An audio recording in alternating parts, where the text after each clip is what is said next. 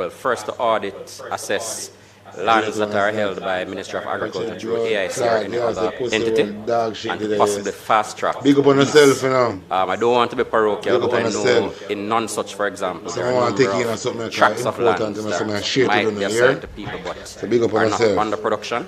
So I want to know what the plans are for those and the mechanism for fast tracking. That's one. Second, so very interesting, very important too. For members of parliament, especially in constituencies that have terrain. In my own parish, I know RADA has no functioning tractor. And when they did, they had a rubber wheel tractor, but the terrain, the farmers contend, makes an iron wheel tractor more suitable, a D4, D6, that type of unit. So I want to know what plans are in place for places like Portland and St. Mary that may not have functioning tractors, and whether your budget will allow you to send something short term. I'm also aware that in St. Mary as a parish, 80% of the funding that was initially made available for land preparation had been utilized. And after the storm, a decision was taken to use much of it to deal with planting material. I want to know what level of resources will be provided to each parish to assist with land preparation, especially in instances where your current budget doesn't allow you to go and purchase units. I heard mention of the distribution of fertilizer and seeds. I want to be clear on the mechanism for such distribution. Sometimes the stories you hear are not accurate, but I've heard stories about RADA distributing fertilizers, and people will give you the story that these people have not been farming for a while. So I want to know the mechanism. And finally, I want to know whether the numbers you have provided include farmers who are not registered with RADA, and whether RADA will be empowered to treat with farms that are known to RADA representatives but may not be registered with RADA. Thank you. All right, I'll throw it. Since it was a multi-part question, I'll throw it back to the ministry now.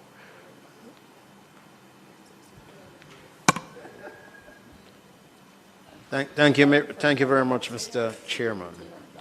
All right, so at points in time when the questions are being asked, I get the feeling that I want to pass it on to one of my teammates. But then when by the time the member complete, I feel like I need to to answer the entire thing in the same kind of way that he presented it. In the same wide-ranging way there.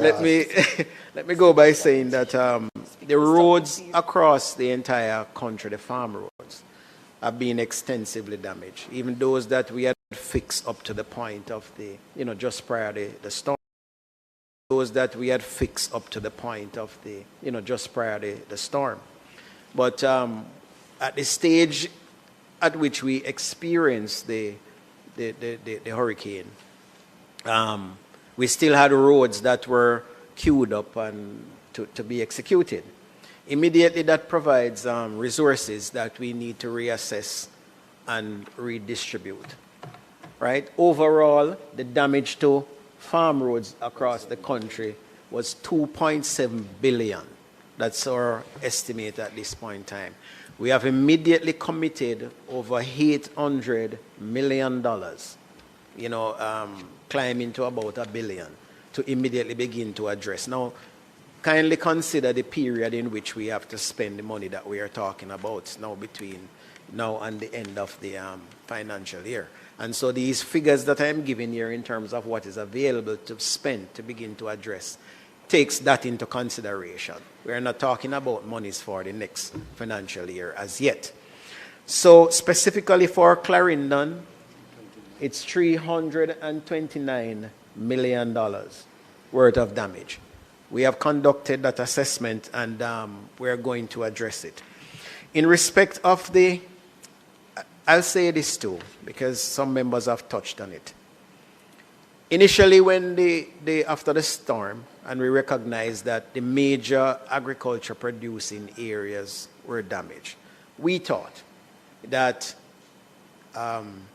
we would quickly focus our attention on the areas that did not face the brunt of the wind and rain.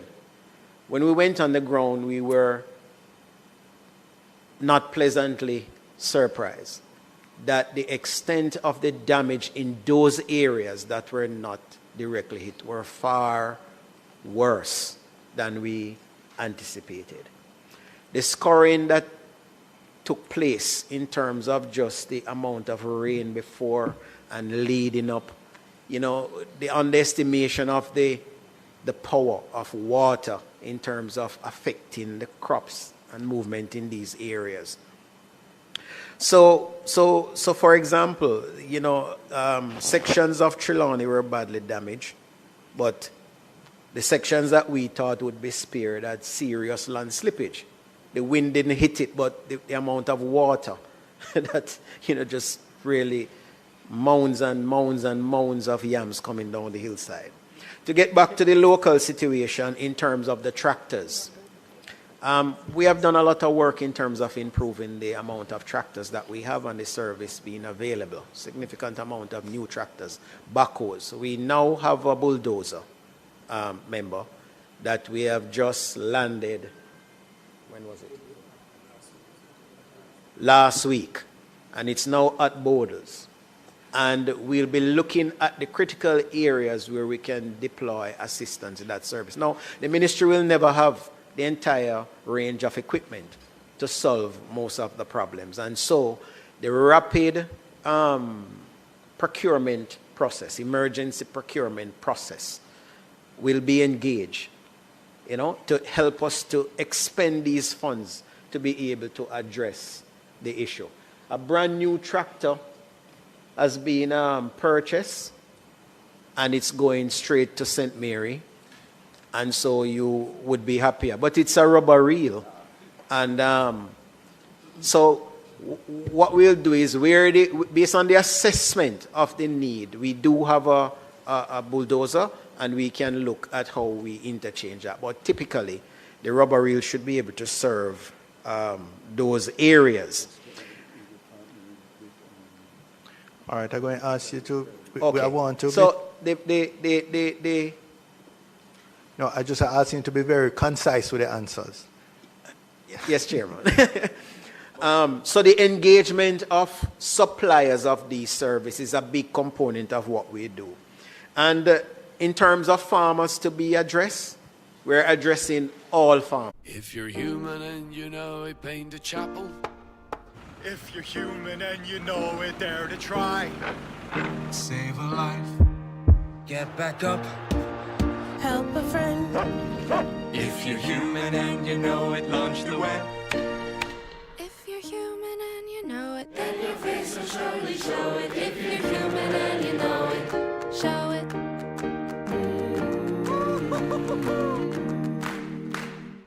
They are currently on lease. As long as they are not in production, we have asked the AIC and all the agencies that have lands in their possession to sequester those lands and to bring them immediately in production.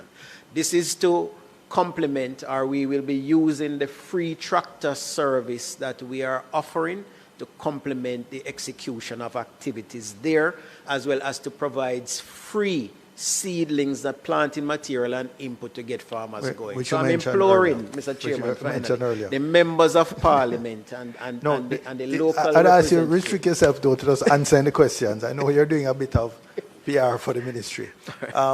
Mr. Phillips and then Ms. Berger. Thank you, Chair. Pierce, I just speak about the tractors, about how many tractors we have in total. How many of them are working. I have a concern with the assessment that you said ought to be done. Because even before the hurricane, and you had a ratio of extension officers to farmers in the region of about 2,000 farmers to one extension, probably around 3,000. Most, I can say, in my own constituency, and I'm sure in other parts of the island, that some of these extension officers have been affected by the hurricane. And for you to do an assessment, the question is, have the Ministry of Agriculture through RADA looked at bolstering and the amount of officers or personnel that you'll have on the ground to do the assessment for these farmers. Secondly, or thirdly, you speak about the seeds that you had in hand before the hurricane. I remember the minister standing up in the house here. I remember you coming to the PAAC sort of boasting that you had made preparation before burial of the procurement of $40 million worth of seeds. So in your report, I would imagine that this is the same $40 million worth of seeds. So you're saying that there are other seeds that have come in after, all right? How much of that was dispensed before and how much is it that we have now? And I would imagine that you will need to procure more seeds, and what is the time frame of those additional seeds to come in to be able to put the farmers in production. And the reason why I'm asking, because also here I see that you have $100 million worth of Irish potato seeds that you're distributing. In the past, PS, you know, Manchester is Irish potato country, and especially northwest, northeast. And how the distribution has been done in the past. You know, as a member of parliament, I don't have to get into the distribution, but we are generally the first responders on the ground, Chairman. And when you see distribution taking place, and as one member said earlier, some persons who are actually not farmers getting these items and end up selling them to other persons, then it begs the question, where do we sit in the mix of things in a time when this is unprecedented in ensuring that the materials get to those who are most in need? And as the chairman asked, can we make recommendations to persons who we know are actual farmers, to RADA, who are registered farmers, to be able to get some of these? We asked the question in the House, Chairman, the last one, of the minister. I would imagine you have more unregistered farmers out there than registered farmers, who are farmers who need the support. Will the ministry, through RADA, put in a system in assessing those farmers, but also doing on-the-ground registration that these individuals can get some help to get back into production? Because the rain never and the breeze never fall on one house. It hit everyone. And it is how that we can get these persons back into production quickly. All right, thank you. Ms. Berger? Hi, thank you, Chairman. P.S. I wonder if the assessment as laid out here, and I'm not trying to be parochial or myopic, but St. James accounts for livestock crop damage at a bit over $2 billion. Most of the farm roads in St. James have been cut off, not just to vehicular traffic, but also to foot. So a lot of our farmers haven't been able to access their farms. How then did we reach $2.1 billion? Is it solely aerial coverage, or have you found another way to get into these farms so that we can truly present a picture that reflects what's happening on the ground? One. Number two, PS, with respect, it's related to the farm roads.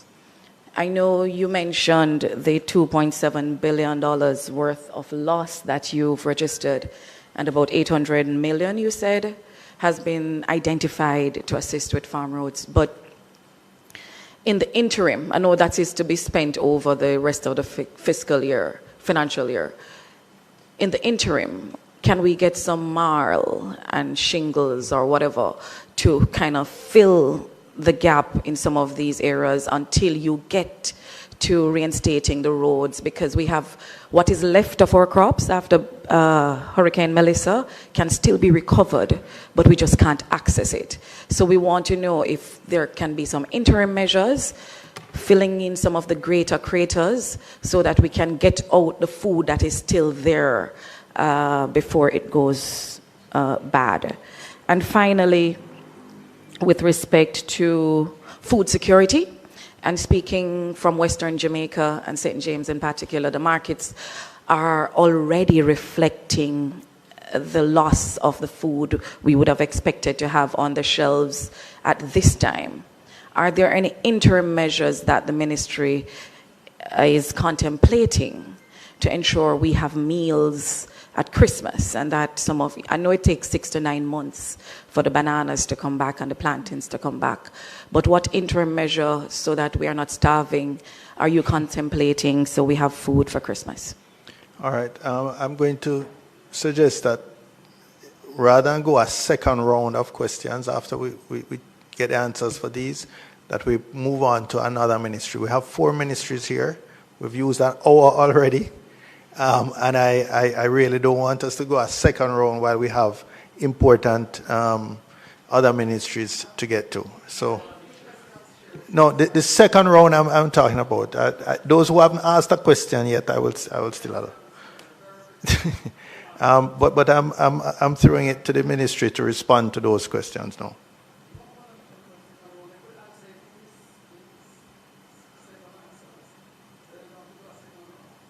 No, but Mr. Williams appears to have I don't know how much farmers he has in his area, but he has a second round, so you can go with him.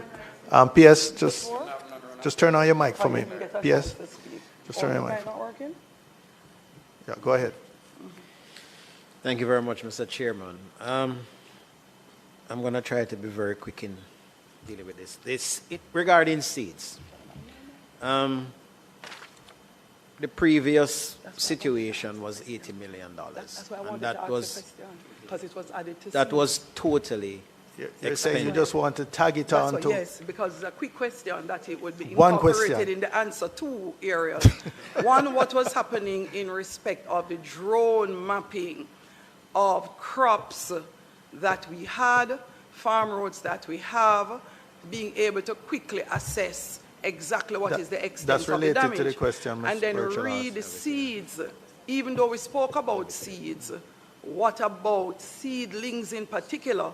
If RADA has been able to identify existing seedlings, and why that particular question, seedlings would help us to recover faster for the cash crops that we would need for Christmas than seeds at this moment.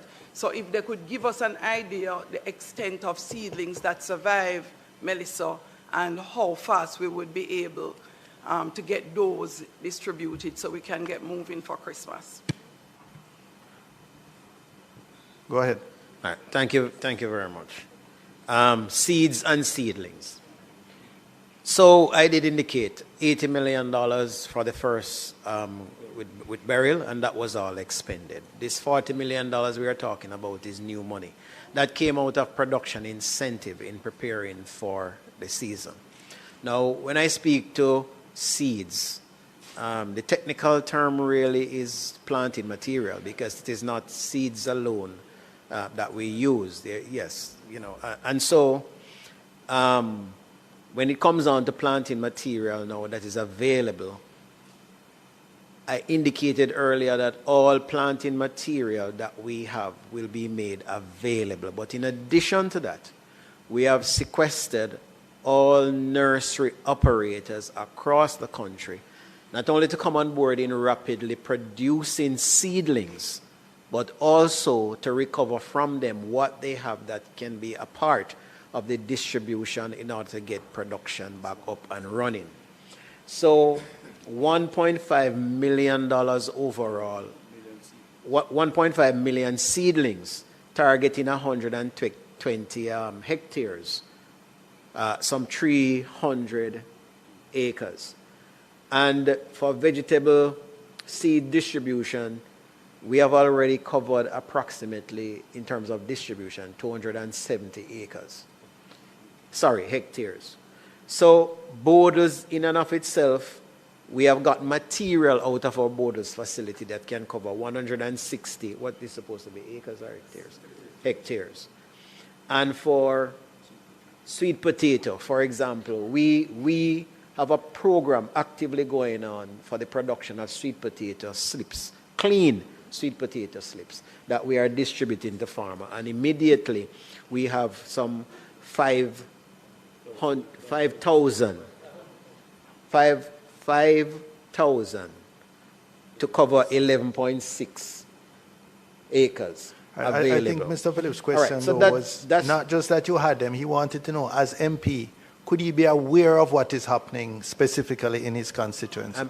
I'm going to get to that. One of the things that he mentioned is Irish, Manchester, the Irish belt. The $120 million that we have put to Irish seed, and this had nothing to do with the hurricane. The seeds are here, and you know where they are.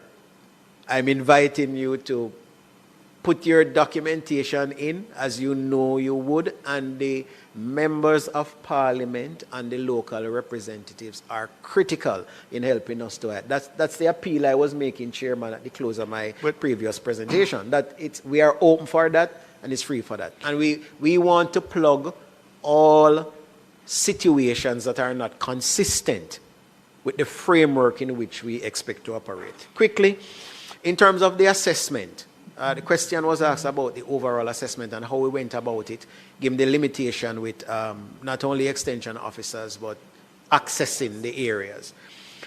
You know, we have come a long way with the technology. We have drones in the ministry and Hendon in each agencies. And we too had started the satellite linking for imagery and that kind of thing. In addition to that, our external partners, the FAO, had provided us some resource, some experts that use data sets collected and the satellite imagery again in a very coordinated and strategic way to analyze what is happening on the ground. So I think from where we sit, we have, as best as possible at this point in time, information that we think is accurate. In terms of the areas that you want us to access. Just on that point, though, one of the things we struggle with as members of parliament is a lack of data. A lot of the information we have is anecdotal. We can't possibly go to every field, etc. So where you have that information, could you break it out, not by parish, but by constituency, and share that information with members of parliament? I think it would be greatly appreciated.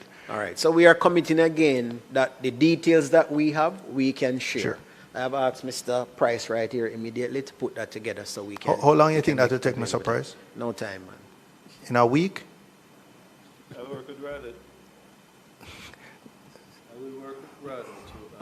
get those data out.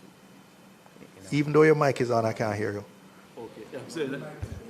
I will work with Rada to get the information out by the end of next week. Thank you. All right, quickly, Mr. Chairman. Yes, we're really running out of time now. Yeah, recall that we had indicated some time ago that we are restructuring Rada, and it's targeted in terms of the number of extension officers, the ratio for that to change. That is underway.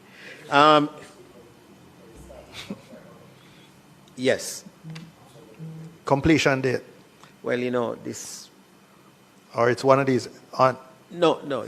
I'm just saying that we have been derailed, but we're going to get back to it. And we have expended the first tranche of funds. We have the document. It's completed. It's to go back to cabinet for approval based on the outcome of what they. No. The tranche now to move to the final restructuring because the consultancy came in. Mr. Phillips, no cross-examine it. We're not going too deep into each ministry at this first meeting. It's not a deep dive meeting. This is we want to kind of get a sense of the overall state of play. I'm going to, after the ministries make their presentations, propose a series of dates for follow-on meetings when we can do the deep dive into any particular area that the committee is interested in. So I just want to, since Mr. Crawford is very insistent, and I think Mr. Williams, just one follow-up question from each of them.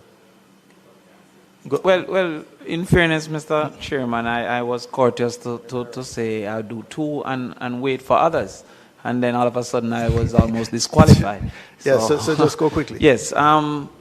Chairman, question to the Ministry of Agriculture and Mining. Now, I am in a constituency that has Windalco, and I've observed a disproportionate number of roof damage compared to the wind that we should have experienced. Further research have led me to the hypothesis that those roofs were weakened by the bauxite, dust, etc. In that space. I've equally found cases, lawsuits against the bauxite plants and industry that show that that is a fact. Is there any consideration for those areas that the weakened roof would have caused greater damage? Zinc roof. The mixture of water and bauxite does have proven itself to weaken zinc. Secondly, the welfare, have there been consideration knowing the dependence on the reaping, the dependence on the output, and also the timing of Christmas for many, including Sorrel, Gungo, etc. Has there been any consideration for welfare interventions in the interim period for those who have been affected? And my final question, backyard chicken has been a staple throughout Jamaica. Many have lost their chicken in the hurricane, but others have lost it to the lack of electricity. Is there any planned intervention for those persons who are backyard chicken farmers? Thank you. And Mr. Williams, final question for this. Yeah, just briefly. I mean, in your presentation, Could you speak a little louder? In your presentation, I'm just trying to quote what you said, so you can pick it up. You said roads queued up and that you had to reassess and redistribute. I just wanted to be very clear what you meant by that. That's one. Two, you mentioned $229 million worth of damage. Could you just say, just for my information, what the 229 represents? It's total damage to the sector, which should include infrastructural damage, roads. And if anything I've asked is in your... I think a breakout is in the... If it's in there, just say it's that. In there. It's in there. I got it late, so I didn't go through it, but I've been browsing through and I've seen some of the questions that I planned to ask. I've kind of seen the answers. So if the answer is in your report, then just say so. It's in there. Go, just wrap up for me.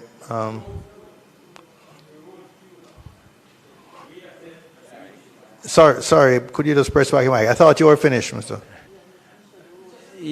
Yeah, I just want to know what is meant by...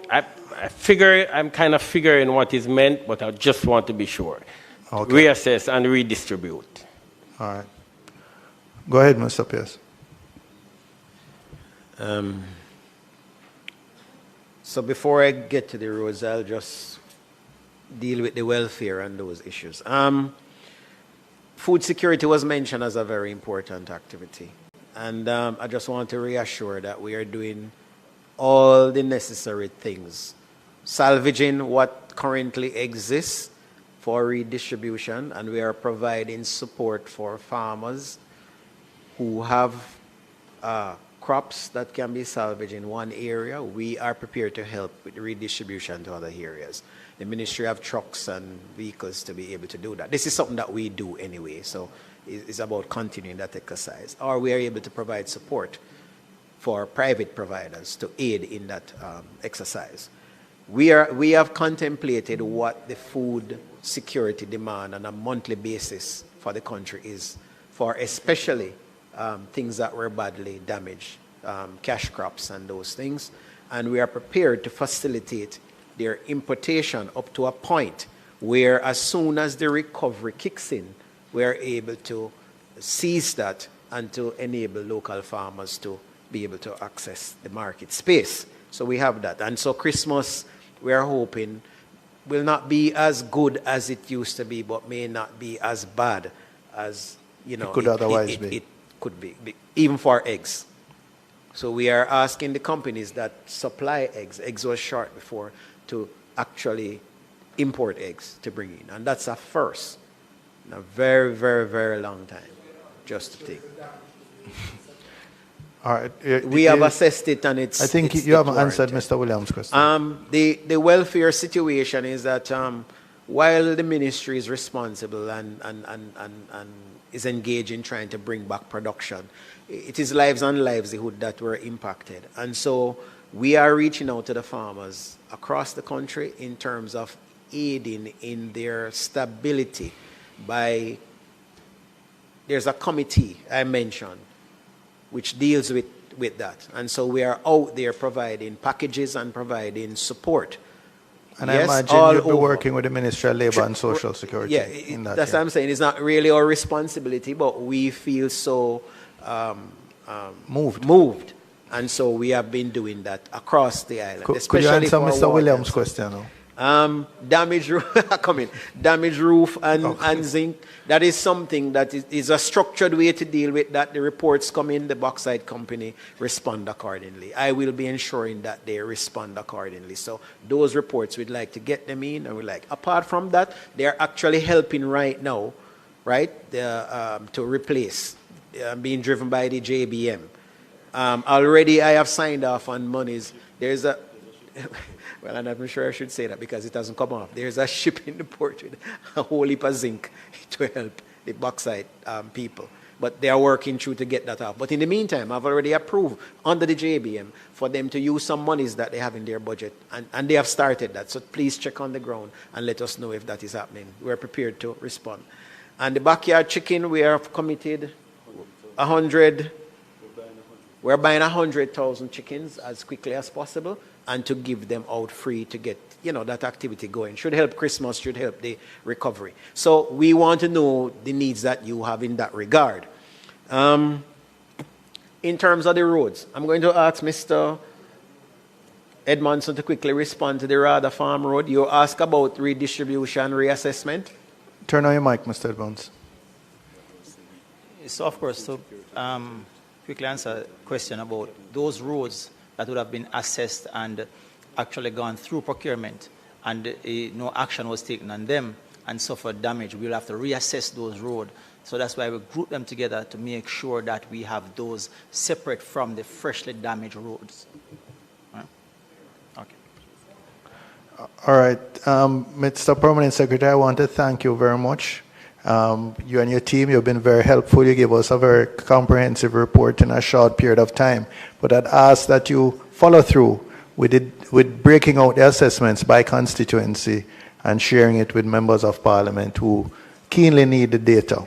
In the interest of time, I'm going to ask the Ministry of Finance and OPM to just come and share because those two ministries, I think, can give not so much a sector specific as an overview. Sorry?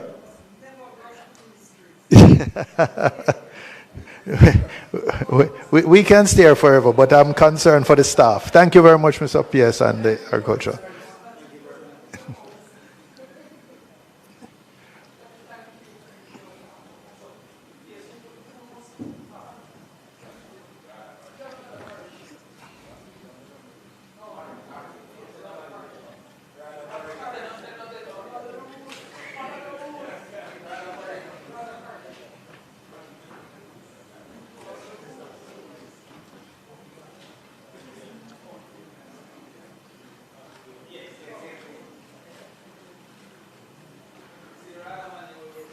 OPM and Ministry of Finance.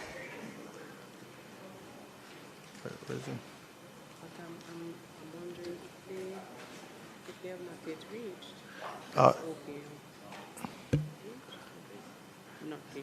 OPM still hasn't, I know they were in transit, it looks like they haven't arrived. Ministry of Economic Growth is within the OPM, but I would... They're separate now. Okay. So I would just take a quick overview because I think we're going to get a very high level explanation of the impact on the fiscal from Ms. Morrison.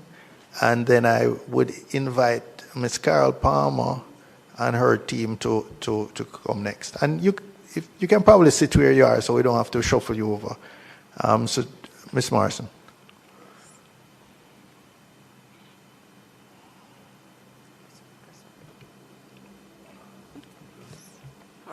Good afternoon. Afternoon. So in terms of the questions that we had received, it was really in relation. Okay, you In need terms of the questions that were received was in relation to the financing. It was more in relation to the financing. Right. So just to you may have missed the overview I gave to the previous permanent secretary. I was saying we've asked some specific questions to sort of stimulate the responses. But if you want to take an approach of just giving an overview, and then which might or might not cover the specific questions, and there might be follow-up questions that the members have. So just 10 minutes, not more than 10 minutes, and then since you have fewer constituency-specific answers, I anticipate your questioning will be short. All right, so our questions, first question was to outline the main sources and amounts of funds available to the ministry to provide relief and recovery assistance in the event of national disasters, and how long will it take for those funds to be dispersed. We did provide a response with a table, so I will just indicate what is here is what would have been in place on October 28 in terms of our disaster risk financing. It was sent late, but it's here. Yeah. Okay. All right, I'll run through. Could we circulate it by email just to continue? We'll just circulate it to members by email so we can catch up. Yeah, she has it. No. Okay. So at October 28, what we had in place in terms of disaster risk financing policy would have been the contingencies fund with $5.3 billion, the National Natural Disaster Reserve Fund with $1 billion. We had policies with the Caribbean Catastrophe Risk Insurance Facility for tropical cyclone. The amount would have insured is a $14.8 billion. I'm giving the Jamaica dollar equivalence. It's $14.8 billion. Excess rainfall, $6 billion. Earthquake, $17.6 billion. For the IDB Credit Contingent Facility, $46.2 billion. The World Bank Catastrophe Bond, $24.3 billion. And for the World Bank,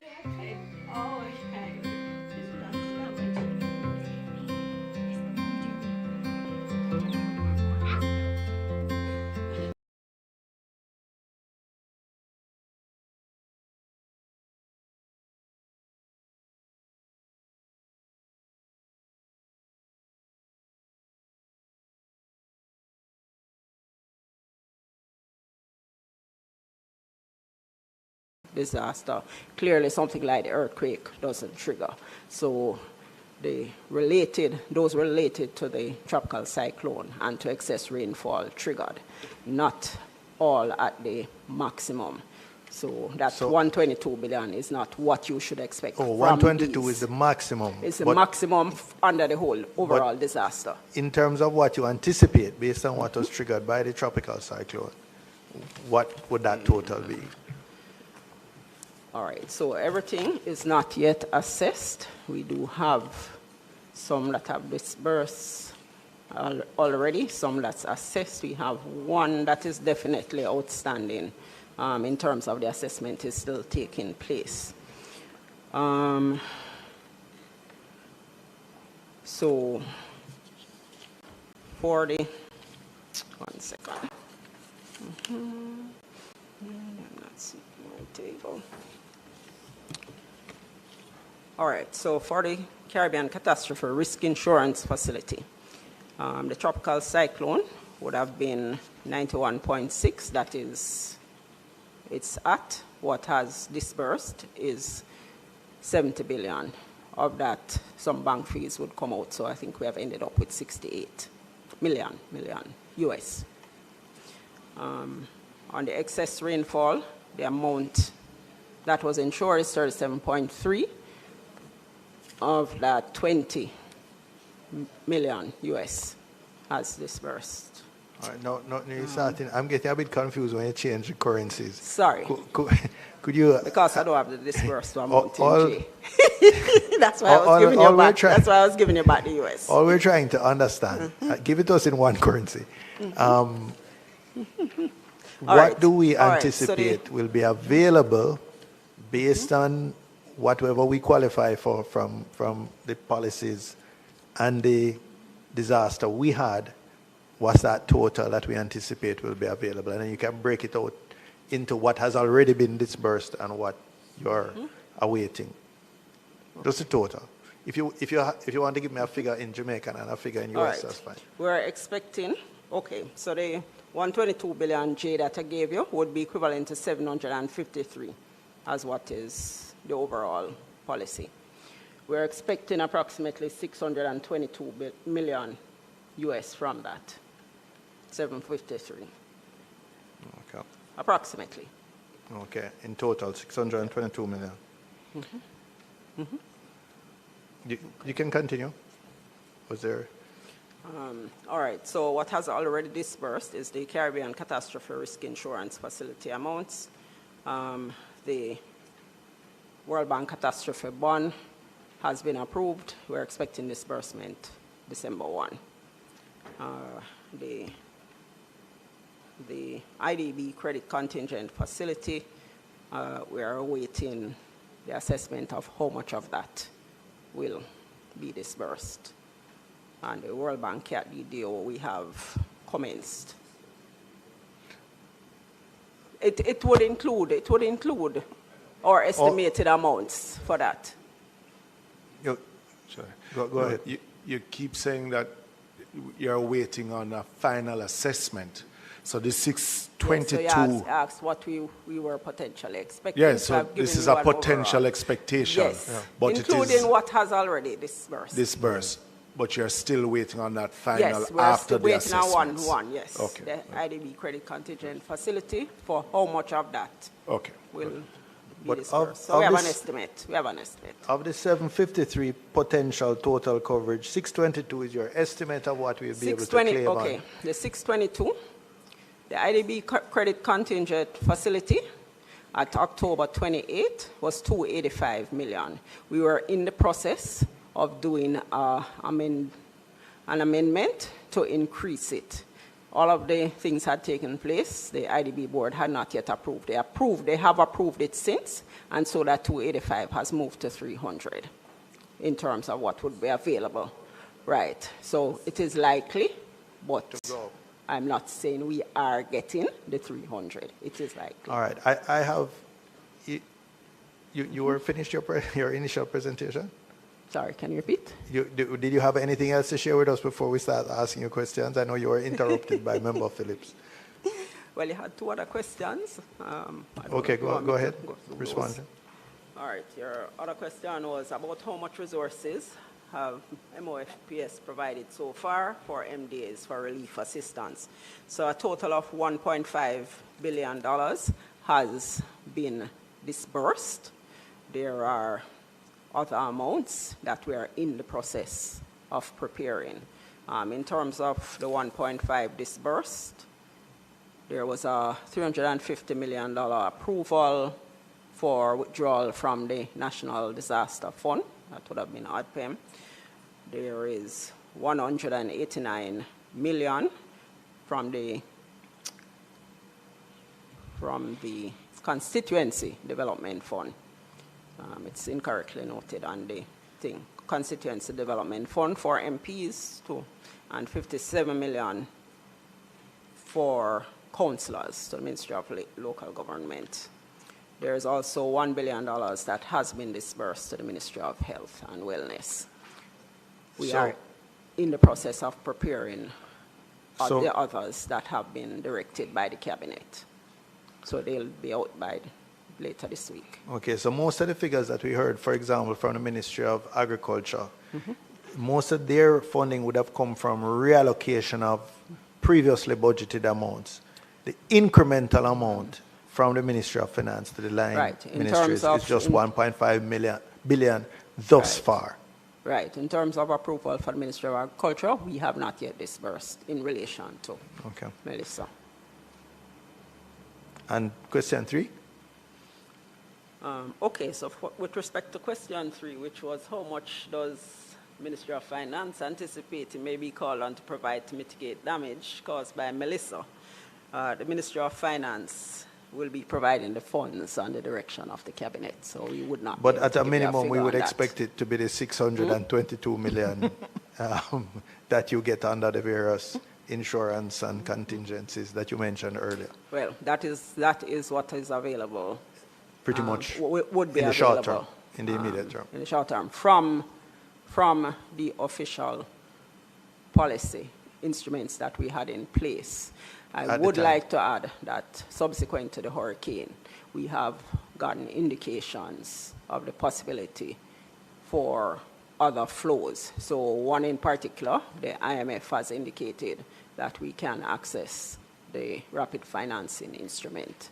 And so we would be seeking to do that as well, where we have moved to do that. But you haven't quantified the amount yet? All right, so again, they would need to tell us what's the max that would be available.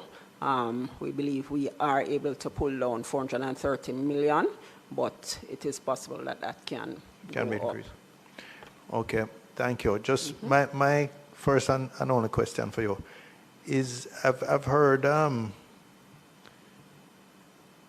economic commentators say that countries like Barbados have a debt pause clause, I think is how they refer to it, in their borrowing agreements, so that when there is a catastrophe or disaster like this, it can suspend, you get a moratorium on payments for a particular period of time. Did we have any of those, or do we have similar clauses in any of our loan agreements? Okay, so it's, to the best of my knowledge, we don't have them in our agreements at this time. It's something that has come up, but basically what those clauses do is delay the payments for maybe a 2-year period, but you then need to... You ultimately have to pay back the money, but it gives you the cash flow. It doesn't get the maturity. It extends the maturity. Change. Oh, the maturity doesn't change. But it gives you a breathing room in terms of the short-term cash flows that you can... If you need it, yes. You can redirect to recovery. But in our case, that's only theoretical, because we don't have those at this time. No. Any questions for... Go ahead, ma'am. Thank you.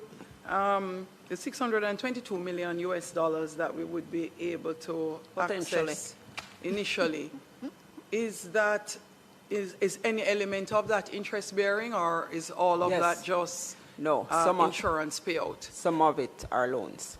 Some of it would be loans. It is loans. What would be the interest rate element on average? And sort of give us. All right. Let me get that information and provide it back to you. So for this, I would love the minister to be able to give us an idea at some point as to what is the cost to the country to be able to access this, and if we go as far as needing to access the rapid finance from the IMF, what would that cost be also? How does that impact our national debt? And my final question is, all of these facilities that are available to us, what percentage of GDP would that assist us in terms of recovering to spend? So I know it's a loan, I know it's not us generating that GDP, but if we have a 30% gap in the initial estimate, what percentage or what part of that 30% gap would this help to alleviate in the immediate future? All right. So again, I'm going to come back to you on that, because the recovery is going to take place over more than 1 year. And so we would need a better idea of what it looks like across the years. We are in fact expecting to come to the Parliament with the third supplementary shortly, and that at that point we would have some more information. Okay, thank you. Mr. Phillips? Just on what the member was asking, of this 622, and you just said that part of it is loan, how much of that 622 or estimated 622 you suspect or have as loan? And does the ministry have an estimated figure of what the damage and reconstruction would be? All right. Approximately 342 million of the 622 would be loans. So a little bit over half. Yeah. 342 will be, all right. And then I guess you'll follow up with the information that you asked on there. And is there an estimated figure that the Ministry of Finance has on the damage that has been, from the hurricane? We hear So the Prime Minister came with that figure, so I just want to know if... Right, so the Planning Institute of Jamaica would have been doing the assessment. The Prime Minister's figure would have been informed by that. That's a 60. I suppose by the time the minister comes to Parliament with the supplementary estimates, she would have a figure from the PIOJ. All right, I don't think we need to detain Ms. Morrison anymore. Thank you very much for giving us what we understand is very preliminary figures at this time, but it helps, get a sort of order of magnitude of what we're facing. Without asking, not that I don't like P.S. Palmer to be close to me, but just to save you the shuffling around, and in the interest of time, I would just invite you to remain where you're seated, and then after your ministry, Mr. Hunter and his ministry can come over. But we'll just go straight into inviting you to give an overview, P.S. Palmer, from the energy and science, energy and technology perspective. Of course, many of us represent constituencies that still have not had light return to substantial portions of our parishes, and in some cases maybe to the entire constituency of South St. James. I don't know if it has still no JPS here. So we're anxious to hear from you, even while understanding that those are private sector companies, but we know you're in day-to-day contact with them, so you would be able to give us the current state of play. Go ahead, Ms. Powell. Your mic is on. Good afternoon, Chairman. Good afternoon. And members of the PAAC.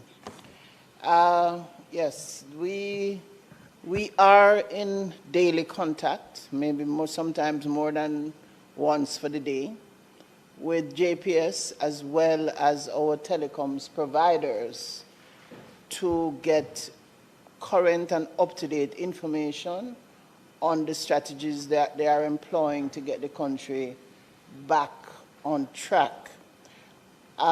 Unfortunately, I am not able to give you what is the plan, because that has to come from JPS, and as I indicated to you in our conversation this morning, perhaps it would do the committee well to invite JPS, Flow, and Digicel, as well as the OUR, to appear before the committee to give full and better particulars. It is a very challenging time for us as a ministry, but we do not control what these entities do, though we can seek to apply pressure. You may recall what the ministry did under Minister Vaz last year for Beryl, and really pushed for JPS to respond. And we are doing much the same now, but we do not have full information on their plans. You know, they share what they choose to share, if I dare say so myself. However, we have prepared answers to the questions we received, and my colleagues here with me, the Principal Director Todd Johnson and Principal Director Smith Newton, will speak to the electricity and telecommunications, respectively. So we'll give you those responses now, and then we will take the questions you may have to the extent we are able to respond to them. Thank you.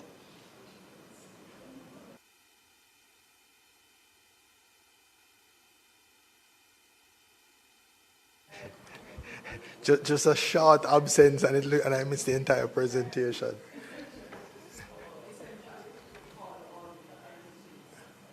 Okay, so it would be more useful to have the companies themselves being represented.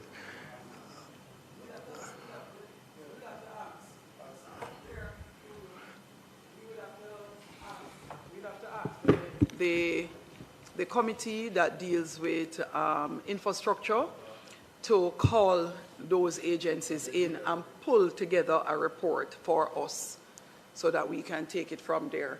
Because, yes, normally it would be the ministry and agency that is compiling the information from those relevant agencies to be able to respond. And why I said, Chair, you missed it, PS just said that really they haven't given any much more significant information to the ministry than is probably available That is in to the us. public domain? Right.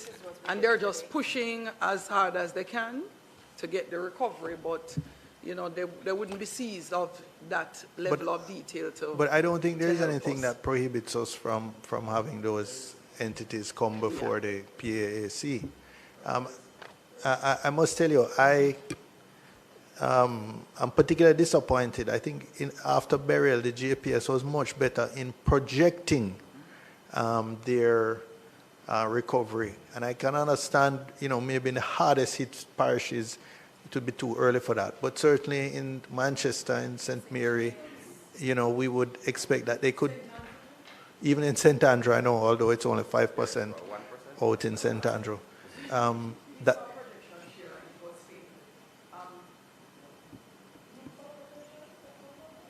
I must tell you, I've been asking the regional communications officer for projections on a daily basis because it helps people to plan.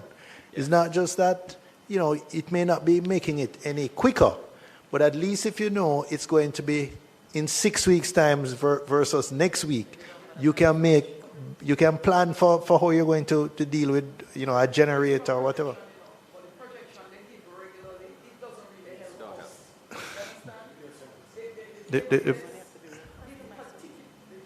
Particularly gives a projection, but it's not of no use to us because. No. Well, I don't know if they're giving it for St. Andrew, but they're not giving it for Manchester. They don't give any projection. Ms. Palmer, you go ahead. Yes, committee members and chair, we have been pushing, and you would have heard in the press conferences that the government has been having about what is told, and even the CEO for JPS has been invited to speak. But there are many parishes, and it's in the report. We've given a breakdown by percentage for each parish, but that is not satisfactory to our people. And maybe I'm not supposed to say that. But it is not enough to say you've done 20%, 40%, 60%, when people don't have light. And as one man said the other day, where he lives, they never lost light. So when you say you have restored 65% to the area where he is, that's not true, because they had the light all the time. So we are in a constant confrontation, if you will, with JPS about giving us some proper information and timelines so that the citizens can organize themselves. So the fight continues as far as JPS is concerned. Digicel has given us some projections in theirs, and I think Flow to some extent. They are working, and of course, a lot of their work in some areas is dependent on the return of electricity. So that's really the dilemma. Sir. Mr. Newell? Thank you, Chairman. I have a question, but just for context. And I think the context applies across the country. Electricity is life and death. There are constituents who reach out to me losing hundreds of thousands or tens of thousands of dollars worth of medication. And they're in a situation where they're unable to replace it.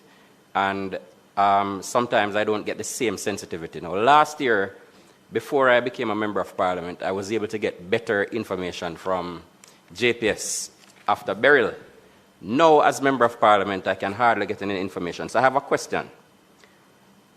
Is the ability of the ministry to push JPS hampered by the fact that a notice, a formal notice that their license will not be renewed has been provided? Is there any detection of that? And I wonder whether any light, any light can be shed on that. No pun intended. PS?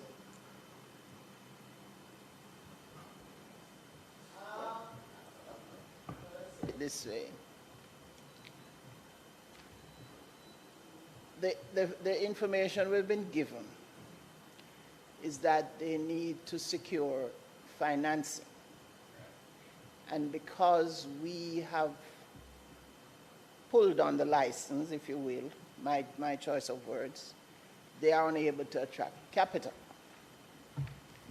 And I mustn't say this publicly, should I? The time remaining on the license does not allow them enough time to secure capital so that they can repay within the time of the license. And there's no guarantee that there will be a renewed or new license. This is a gift. It brings joy. It brings connection. It brings peace. And the best part, it costs way less than the new price because it's not new, it's refurbished. Guaranteed. Talking about 4 years, and we have agreement approval from cabinet to push for these changes. So the issue is we are now seeking to see how we can assist and facilitate them securing capital. Do you mean by that a sovereign guarantee? Not sovereign guarantee, I cannot tell you that. But what is being done is that there's a request before us for an extension of the license that will give them wiggle room, is the word I want to use, so they can secure some financing. So, just for clarification, you had said, PS Farmer, and I just want to get clarification, that there are changes to the terms of the license which the ministries or the government is pushing for. Yes. But in the circumstances, isn't it the company that now holds the handle in these negotiations? That's what they feel. But that's not it, because if they are dependent on us to be able to secure financing, then we have the handle. Well, Chairman, I don't think we want to have a public negotiation. But we want to know what we're facing. Yes, but I think we're kind of we're giving away our hand and our card and everything with some of the questions, I must admit. So I'm not sure if we want a public. Mr. Crawford, I am certain P.S. Palmer can handle herself. You don't need to defend her. All right, I withdraw then, Chairman. I know her very well, and I feel certain she can walk between the raindrops. Mr. Phillips. No, Mr. Phillips not in line yet. Mr. Phillips not in line. Mr. Phillips was and Mr. Phillips, unless Member Burchell. Yes, yes, I was next. Also. Yes, so go ahead, Ms. Burchell. You turn off our mic twice already, so please have it recorded. So you can. I will yield to Ms. Burchell, Member Burchell, after which I'll ask my question. And then, Mr. Phillips, you are next in line. The speaker is helping you to chair it. You like to tell us Anyway, could you turn off your mic? Madam Speaker, is that thing in the chair? I will not say a word, but you turned my mic off 2 times already. So I have lost my space in the line twice.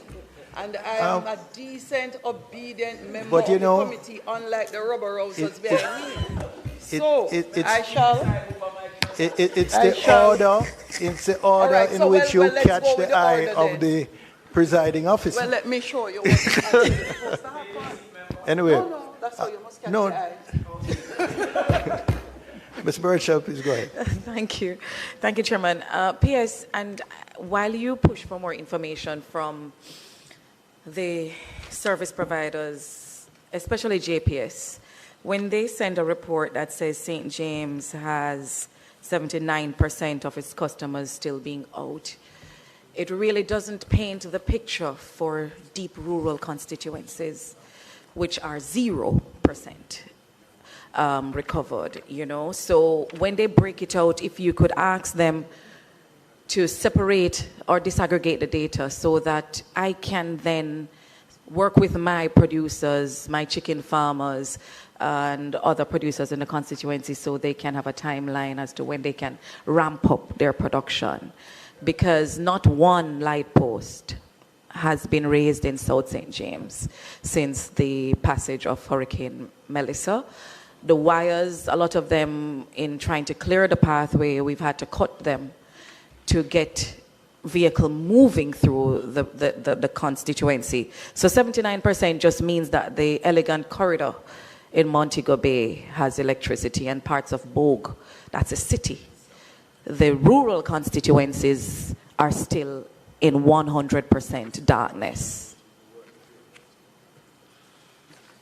Through you, Chair. My mic is already on, I Chair. thought So Ms. Palmer was going to respond. Unless you're going to answer one at a time? Go ahead. Did you have a The response? fact is we have asked JPS to break down the figures because telling people percentages don't mean anything to the average person, right? 76 of what? Right? So we have been pushing. But only this morning I've sent a letter to the OUR because we need the OUR to help us to fight this fight. Perhaps the OUR might be an agency that we could usefully. Yeah, to include them, she suggested it. Right. So, at the end of the meeting on the AOB in terms of scheduling, we can deal with that. Okay, Mrs. Honis, rather. Very good. P.S., you may not be able to respond, but I'd like for you to just take this notation so that it would be considered by JPS in particular in terms of how they approach the resumption of electricity, especially in spaces that are rural. Well, I pay keen attention to the fact that the notation is paying customers. So the percentage is not necessarily indicative of how many persons do not have light, but who they are responsible to give electricity back to. The parish manager in each parish, I feel, is a good contact. I have the parish manager's number for St. Andrew, Kingston and St. Andrew. I think other MPs would need to do the same. I would love for them to give us an indication instead of percentages, the critical spaces that need electricity first. So for my constituency, you don't have water as one of the things that lack of electricity is giving us challenges with. So telecoms and all of that. But I would ask that the Ministry of Science and Technology just tack onto it which areas from NWC have electrical pumps so we can tie it back into the information in terms of how JPS prioritize return of electricity to relevant spaces so that we do not continue to have a water problem as well because we have a problem of electricity. So if they could focus on those areas as first priority. And then there are many members of parliament like myself who are willing to assist JPS if you say this particular road needs to be widened in terms of the landslide to 20 feet so that we can pass. then that helps us to be able to help them restore the electricity to the spaces that are impacted. Or if we have a breakaway that we are going to need to dig into the hillside, we are aware. They're not communicating, so we don't know what we can do to help or which tributaries they use. So in Beryl, they would have been able to say to us, the reason you didn't get back on Irishtown Road is because we traveled through Bermuda Mount. We don't know. We want to be able to help them where we can as MPs. So and if those they MPs can who give have, us that who have information, access to heavy equipment. you're right, because some of us would. I Some don't. of us do. And for at least for those who can help, then it means that all their other heavy equipment can be diverted to where they don't have, so they can get other members of parliament back up and running Okay, in their respective I'm sure the seats. ministry will take that on board. So but that remember, is for we have the light. a ministry that we haven't taken We're going to take yet. one more now. Hold on, Chairman. Chair, this is important, You know, I know you may not you see, when we be on get that to some side of the mic places to very be often, able to actually but serve our constituents. But I don't want you to totally dominate the Instead conversation. of- There are many other No, we don't members who want to We don't participate. want to. We don't want to. It's not that. This actually benefits all members of parliament. You know, how many of you have been in touch with your parish manager? None. All of us have. No, see? All right. But Some don't. but not with any positive results. All right. No, man, it will. It will. And last but not least, for the parish managers to assist us with naming the communities. Instead of saying 75% return, since it's a parish by parish arrangement for particularly JPS that they have established, they would therefore be able, even if they need our help, to say community by community, when is their projected date to return electricity to that community. Thank you. All right, if there's Mr. Crawford and Mr. Phillips in that order. Thank you, Chairman. Is there currently, or is there plans to, or are there plans to have the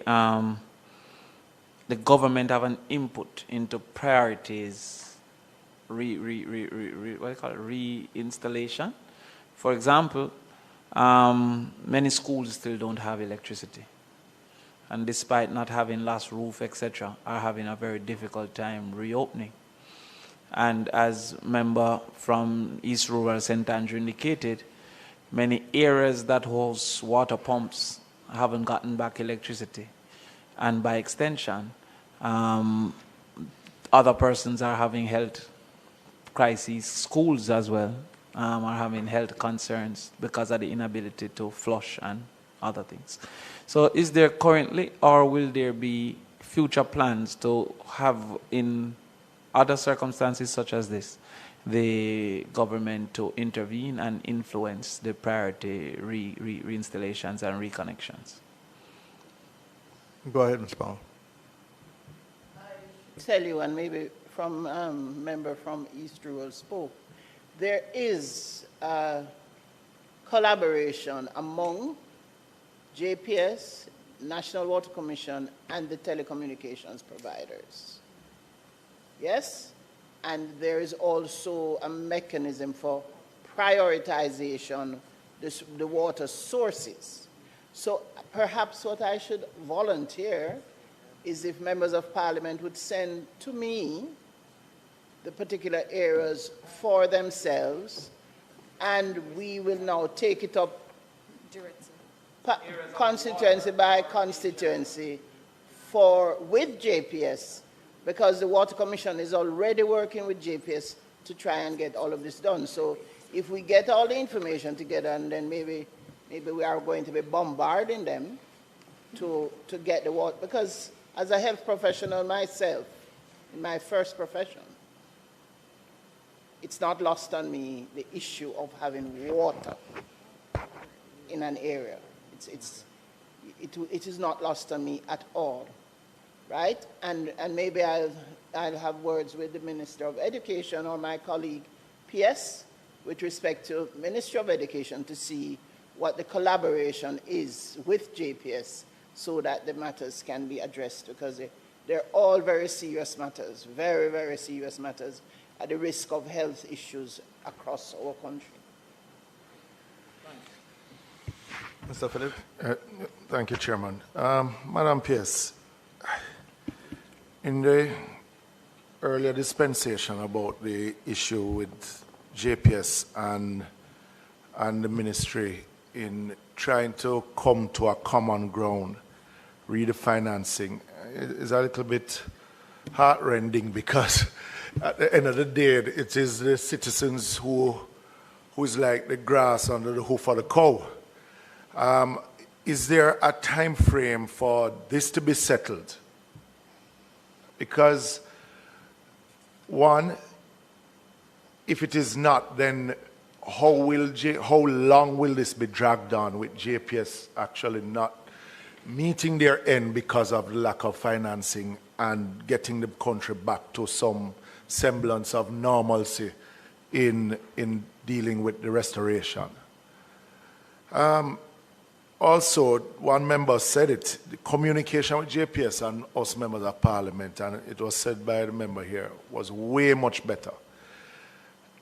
I would love to know, if there is a point person in each parish that we can talk to. And I'll tell you why. Whenever there's electricity restored in a community or on a road, say Grove Road in Mandeville, but Grove Close has no electricity, but the road next door has, or the beginning of Grove Road has, but the rest of it, the amount of calls that we are bombarded with, and we can't respond because, truth be told, I don't know who to talk to. And if you do speak to someone, they can't give you any information at all. So if that can be put in place immediately just for communication, but I don't even have a number for the parish manager. Right? And each time that there's a disaster, there's a different individual you speak to or you hear that that person is no longer there. So just give us a point person in who. You would imagine the parish manager is busy dealing with everything, but just give us a point person to communicate with. Thirdly, in the clearing of roadways, there are many areas where the JPS poles are still down, and residents are afraid to even cut it because they feel as if they cut it, there's no electricity coming back because of a pole that needs to probably be replaced. We can't get relief into some of these areas. So even just a time frame for them to say, hey, we're at least coming in to clear the pole. Because if they're going to wait until they're restoring electricity in some of these areas, there are a lot of residents that are going to be left abandoned because we can't get to them. So those are my three. You want to just take the final question from Ms. Burchell and then we wrap up?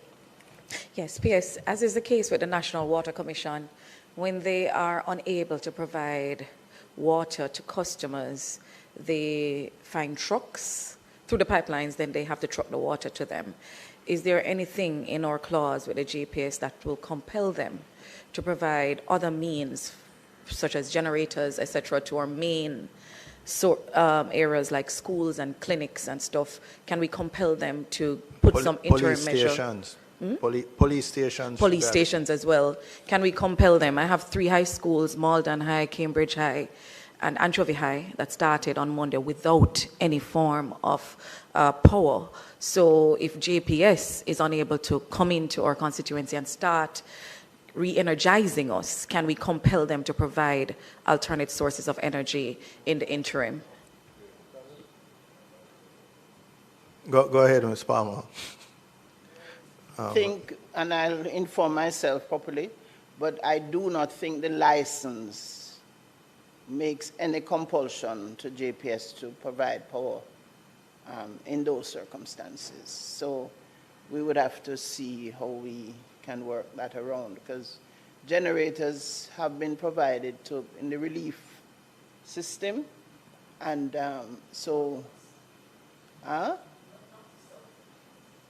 No, I'm not speaking, and it's coming generally. So perhaps, as I've been getting lists What am I setting up myself for? As I've been getting lists for Starlink to go out into the parishes, maybe you can send me yours as well, and I'll see how we can get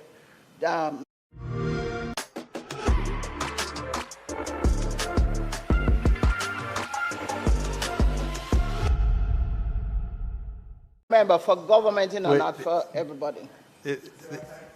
Chairman, I want to... Last question, last. Not a question, but as it relates to generators in schools, I hold some concern. There are dangers that come with a generator that, and there's also limited training within our schools currently on how to utilize generators properly.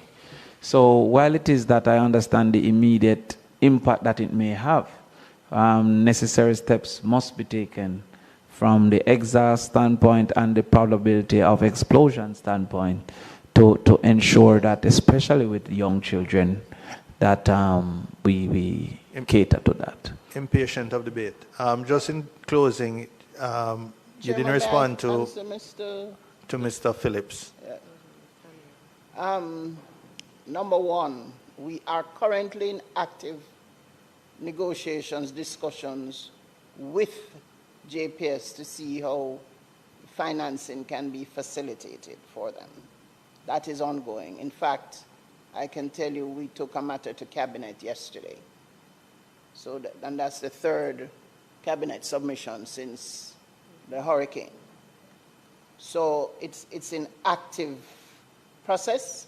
We're not allowing our citizens to just languish for service. The scale of what you're talking about to restore the grid, I mean, it's broad numbers, $500 million US?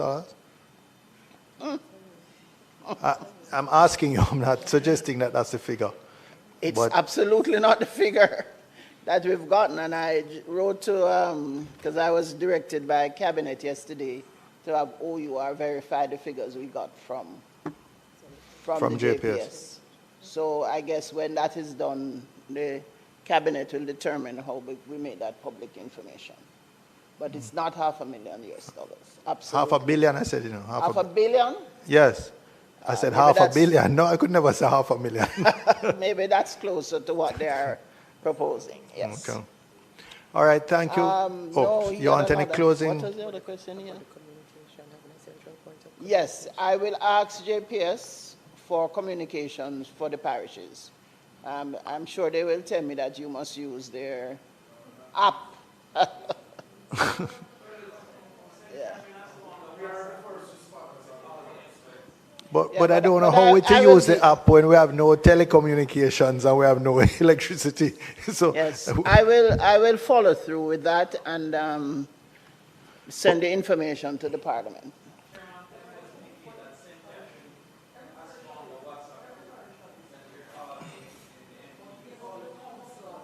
Yeah. All right. So just in closing, Ms. Palmer, separate from the financing issues, I think JPS could do better in terms of their communication with MPs and giving some projection. So we ask you to intervene with them on our behalf in that regard. Thank you, and thank you and your team for coming out and responding. And I know you had pre-scheduled appointments today, and we appreciate you rearranging your schedule to be here in person with us. And we always welcome your presence. Thank you. All right, is that Miss Williams and Mr. Hunter?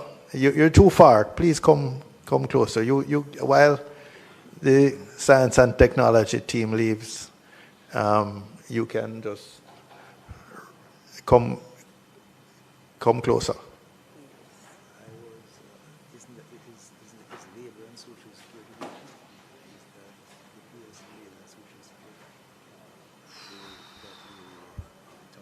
Yes.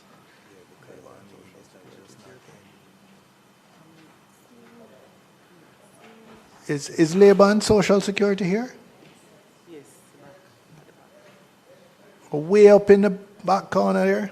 You slipped my eye. Okay, stand by. I'm sure There's some question. We're not going to make you waste your afternoon, so we'll ensure we leave some time for you.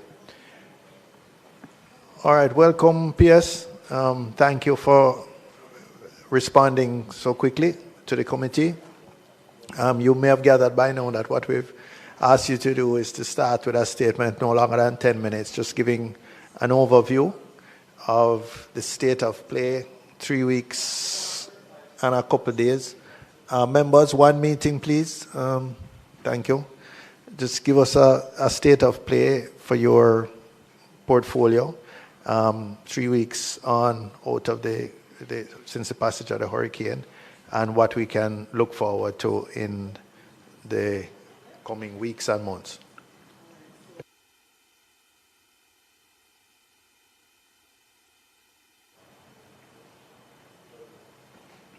Yes. Thank you so much, Chair. Good afternoon, members. I'm here today with the National Works Agency, Mr. E.G. Hunter, who is the CEO, as well as Mr. Varden Downer, Senior Director for Project Implementation, and my team from Central Ministry, Ministry of Economic Growth and Infrastructure Development. They are here as well. I'm Arlene Williams, Permanent Secretary. We have Principal Financial Officer, Mrs. Judith Robb Waters, Mrs. Janet Coleman Howlett, Senior Director, Works, Infrastructure Policy and Monitoring. We also have Mrs. Alicia Edwards, our Principal Director, National Spatial Data Management Branch. And she has accompanied me because I wanted the committee, if time allows, to have a sense of the evidence-based type of research and decision-making that we are doing in this ministry, because she, along with ARTPEM and our local and international partners, are doing the mapping of the damage in the country. We also have Ms. Christina Gardner, Senior Director, Housing Management Branch, Ms. Monique Gibbs, who is Senior Director, Strategic Planning, Performance Monitoring, Evaluation and Risk Management, and Ms. Leandra Trotman, who is Senior Technical Coordinator in my office. Following the passage of Hurricane Beryl, our country has really experienced significant damage in terms of our road network and even in terms of our housing stock. To date, we have estimated the damage, and these are very preliminary figures for the damage to the road network at $35 billion. In the interest of time, Chair, we would seek your permission to do a PowerPoint presentation capturing the questions that you would have asked. Well, certainly. You have, yeah. I don't think there's any objection. Go ahead. Yes, and so Mr. Downer is going to do that. Already to the system? We gave it to, you're attempting to connect, no? We delivered the presentation to the house. So, yes, thanks. It might take a couple minutes to get it up. So in the meantime, just proceed. I know if it was Mr. Hunter, you would need no PowerPoint. He would have covered every corner of the PowerPoint slide with language, which he has in abundance. So maybe you could start while we work on getting up this first slide. Good afternoon, Mr. Chairman. Good afternoon, members. NWA is represented by just two, Mr. Donner and myself. The rest of the NWA staff are out there busy clearing roads, so it's not an affront. I don't know where they are clearing, but not in Manchester, so don't draw my tongue. Very quickly, Chairman, members, let me just set in context how the NWA approaches natural disasters, and in particular, Melissa. We do 3 cycles of mitigation in a given financial year. We start in April, May, because the hurricane season starts in June. So we do a series of drain cleaning and debushing, mostly drain cleaning, in April, May, just before the season starts. And this is done on a constituency by constituency basis. Ordinarily, we would do another cycle in August into September, because statistically the hurricanes tend to peak in September, October, and then we do the third and final cycle in December. This year in particular, we did 2 of the cycles in April, May. And that's largely because we were watching, again, because of history and background, we tend to watch the different forecasts and events coming off the coast of Africa. And so, in fact, for Melissa, we were able to see something manifesting from pretty early, and we started our prep work for Melissa. 2 significant items that we undertake just before a hurricane hits. One is the establishment of our Emergency Communication Center. This is a huge room at the NWA that is peopled by volunteers from staff, and they are there 24 hours a day. And they receive calls and reports from across the island. And they log those reports, log those incidents, and it is that logging of the incidents which would then direct where we make an intervention once we start working. And it also helps in terms of verifying the veracity of the bills that would come in. So if an incident was not reported, and then it manifests itself in terms of a bill for clearance, then we have reason to interrogate. So we do 2 things. It allows us to attend to the issue, and it also protects us in terms of anyone who may tend to be a bit adventurous. So we set up that center. I think we opened on the Friday before Melissa, and we continued for, I think, 2 weeks after. And we have all the pictures, all the videos of all the incidences which occur. So in addition to the mitigation cycles that we did in April, May, we also identify a number of vulnerable spots just before the hurricane. In particular, Sandy Gully, Gem Gully, and Burger Gully were identified to us as potential spots for some kind of calamity and required immediate intervention. And so there was an intervention. In addition to which, we then allocated funds on a constituency by constituency basis, albeit pretty close to the event, but somewhere between, each constituency was allocated somewhere between 3 million to 10 million, depending on our prognosis of the impact of the storm. And so the fact is that we did this work preparatory to the event occurring. Once the event occurred, you win the game by answering the question, what do you do the first day after? In fact, in our case, the question was, what do we do 3 hours after? The fact is that Melissa departed Jamaica, I think, about 6 o'clock, 7 o'clock, the Tuesday night.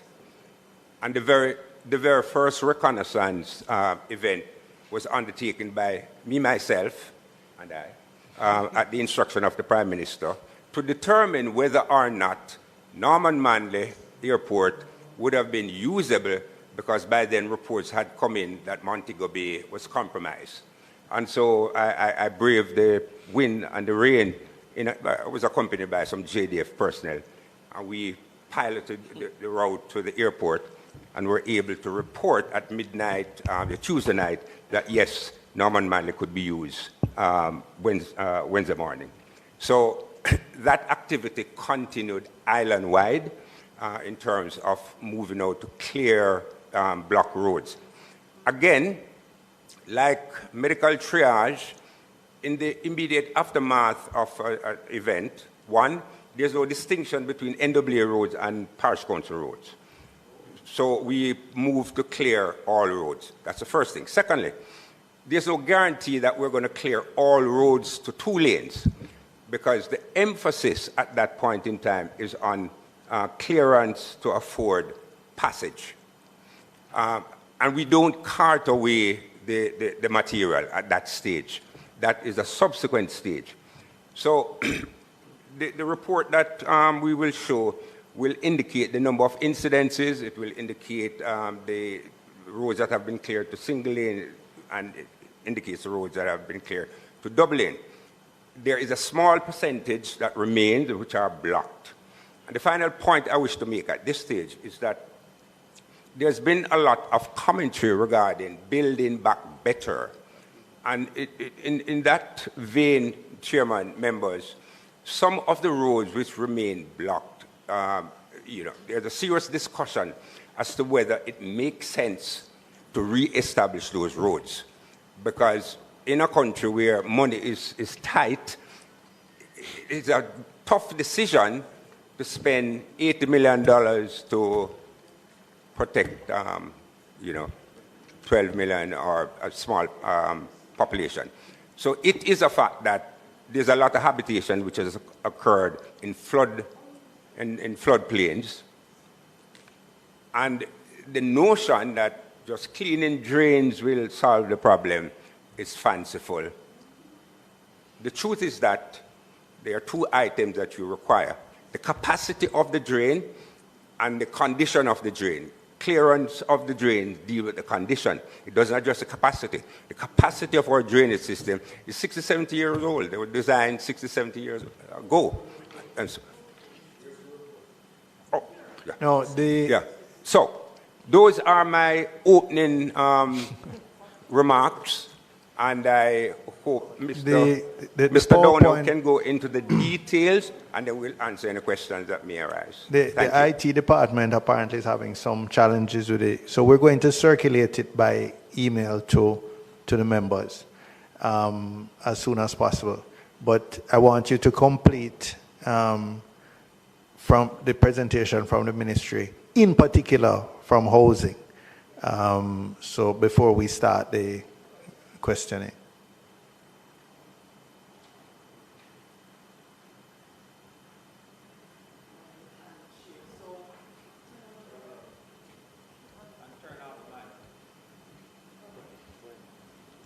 So in terms of housing, while we don't have a preliminary estimate because the investigations are still being done, what I can say is that the ministry has taken significant steps to address the buildings that were damaged. From our research and from the investigations, preliminary though they be, we know that approximately 191,000 buildings were damaged. There is now taking place the disaggregation of the data to say, for example, what percentage of that is businesses, what percent is residents, what percentage is schools, and which is why we've invited today Ms. Alicia Edwards, who will delve a bit more into that. I got also, because we in government do not operate in silo, and so I had some initial discussions with my colleague, Permanent Secretary in the Ministry of Industry, Investment and Commerce. And she has advised that indeed investigations have started in terms of the MSMEs that were affected, and we do have preliminary figures here from what she has said. She has noted that approximately 70% of the business surveyed reported that their business operations have sustained damage of up to 2.5 million, and of this amount, 4% had damage below $500,000. And Chair, you may want to find out more from her at a later date. In terms of our residences, I was quite pleased to note, though the investigation has not yet been completed, that our 307 houses under the new social housing program have not been terribly affected. Apart from those areas that were flooded, the structural integrity of the building has stood up to the test. Also, you would note in terms of housing, Prime Minister would have announced grants totaling $369 million. to members of parliament. And I did watch the parliament that day and saw the robust debates that were taking place in the House, including the adequacy of those grants that were given. But it's one pie, and of course, we would have met with members of parliament. We would have implored you to use the building grants that were given. Members would know that the grants range from $10 million. There were some $7 million and others $3 million. I think you should clarify that that's per constituency. I don't want people per listening think constituency. that is per individual. No, not individual at all. Thank you, Chair, for that clarification. It is indeed per constituency. And so I have the Director of Housing here, as well as our Director or Principal Director from the National Spatial Data Management Branch. And at this time, I will invite her, with your permission, Chair, just to speak about the assessment of the damage. You can turn on your, press the button on your mic. Go ahead. Good afternoon, colleagues and Member of Parliament. So when we had the disaster, we activated a disaster response program that our international partners would have afforded us to, because we have the Esri Enterprise Agreement for the government of Jamaica. This activation allowed a strong and solid collaboration with us, the government of Jamaica, and an entity referred to as ICYE.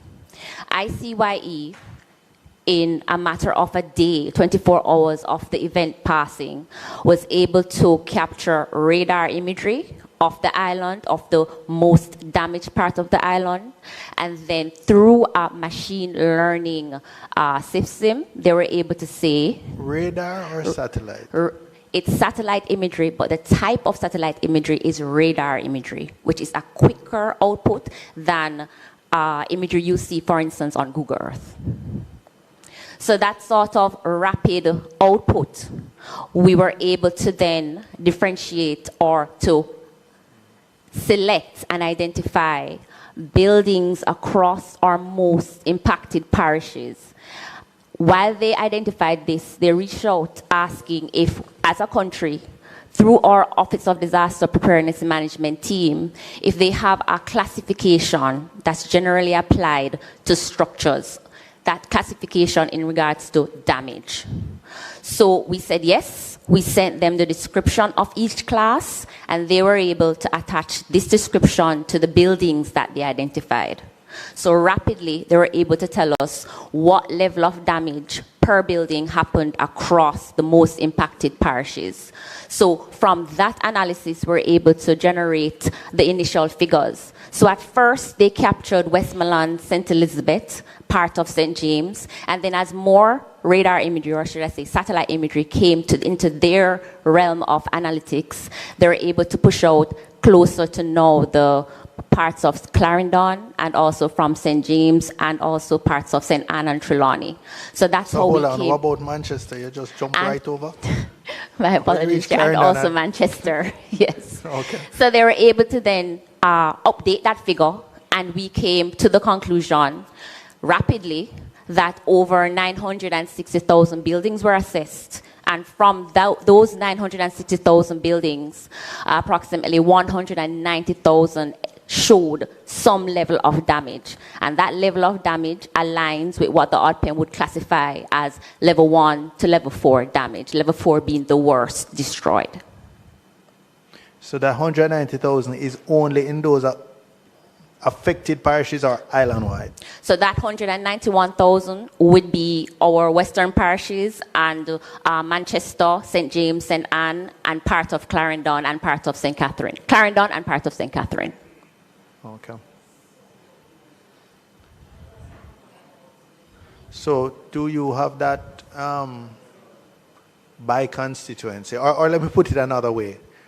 We have been asked to, what's the thing called, Mikhail? Chat map? Chat map. No, man, it's something called chat map.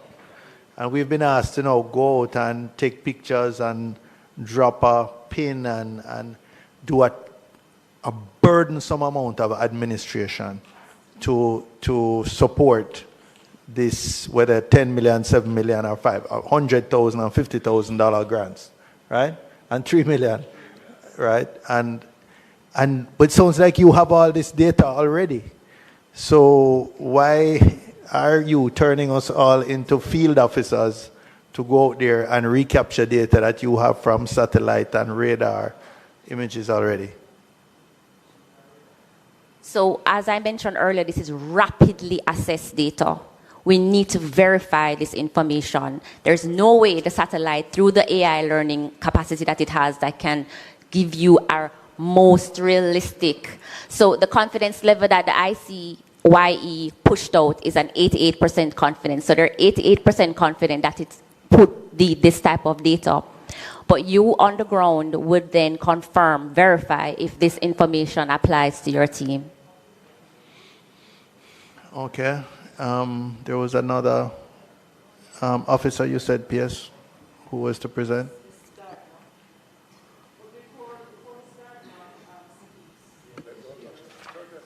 I don't know, sir. Fuck the share talk, though. Big up everybody who there saying, I don't know, sir. Fuck the share talk, though. Yeah, Chair, before Ms. Gardner speaks, to provide further clarity, I want to advise members that the government is really working hard to address the housing needs. And we have, as cabinet submission, approved in terms of containerized solutions. And I'm leaving that for Prime Minister to further update. But we are making significant efforts even in terms of developing a request for proposals. We're looking at housing in various levels, in terms of the temporary relief, in terms of short-term solutions and longer-term solutions. So we are thinking, for example, the immediate need, apart from the building grants that were given. We're thinking about the tarpaulins, we're thinking about tents, and what is called the storm seal, which is a procedure that is used on roofs, that can rapidly seal the roofs. In terms of the short-term measures, the containerized house, and we are finalizing a cabinet submission that will go very shortly to cabinet, as well as the longer-term solution, modular and the prefab houses. And of course, we are going to continue to use our concrete structures because we have found, You see why bomber clad so could Angela keep now parliament yesterday? And so why this batty bomber clad big nose drunk and keep now parliament yesterday? But Marcus Garvey prophecy shall come to pass panning blood clot. And you see why the dog shit keep now parliament yesterday? Because they suck pussy drunk and have nothing to come to Jamaica people with. We are looking at also at additional grants. And I say I'm going to leave the Prime Minister, who is the Minister of Housing, to make some further announcement. But I want members to be assured that we, as a government, are really putting forward our best foot, to address the housing needs. And these things are things that are being actively discussed by the cabinet at this time. And so I'll now turn over to Ms. Gardner. Ms. Gardner? Good afternoon, members. Just before you go to Ms. Gardner, the PS and yourself had a session with MPs two Fridays ago? November 7th. And we made some, what I thought were reasonable recommendations to try and all you know, somebody will just tell you if you open them out, man, they're shit in it. I went there to see Andrea belching in her mouth, or belching in her face, your blood clot drunk. That is why I don't keep no parliament yesterday. Which doesn't require Andrea can't run, but you can't blood clot hide from which job pussy. So you can stay the dad that run blood clot parliament. Go suck your mama batty boy and come out of the parliament. Emergency response. We're adding bureaucracy rather than reducing bureaucracy. We don't have field officers, members of parliament don't have field officers to go and send out in a particular constituency the size of South Manchester or South St. James, or Northwest Manchester for that matter, to do, this widespread geomapping, and it's going to really slow down the response to people who are getting wet every time rain falls. And it just seems unnecessary. And we made the recommendations, but nothing material has changed.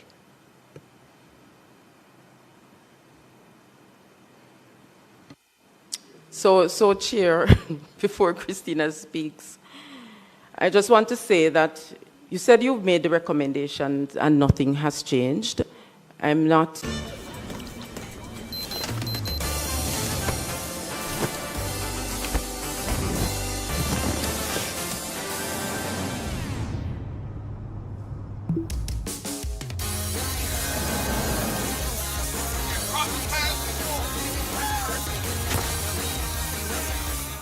For life's every episode, all your journeys made easy. The Kia PV5.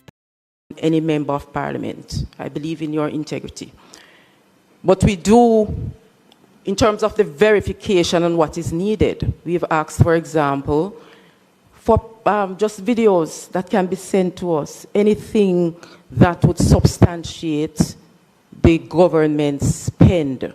And so without trying to rehash that meeting, Chair, and I think that we had made significant progress in that meeting.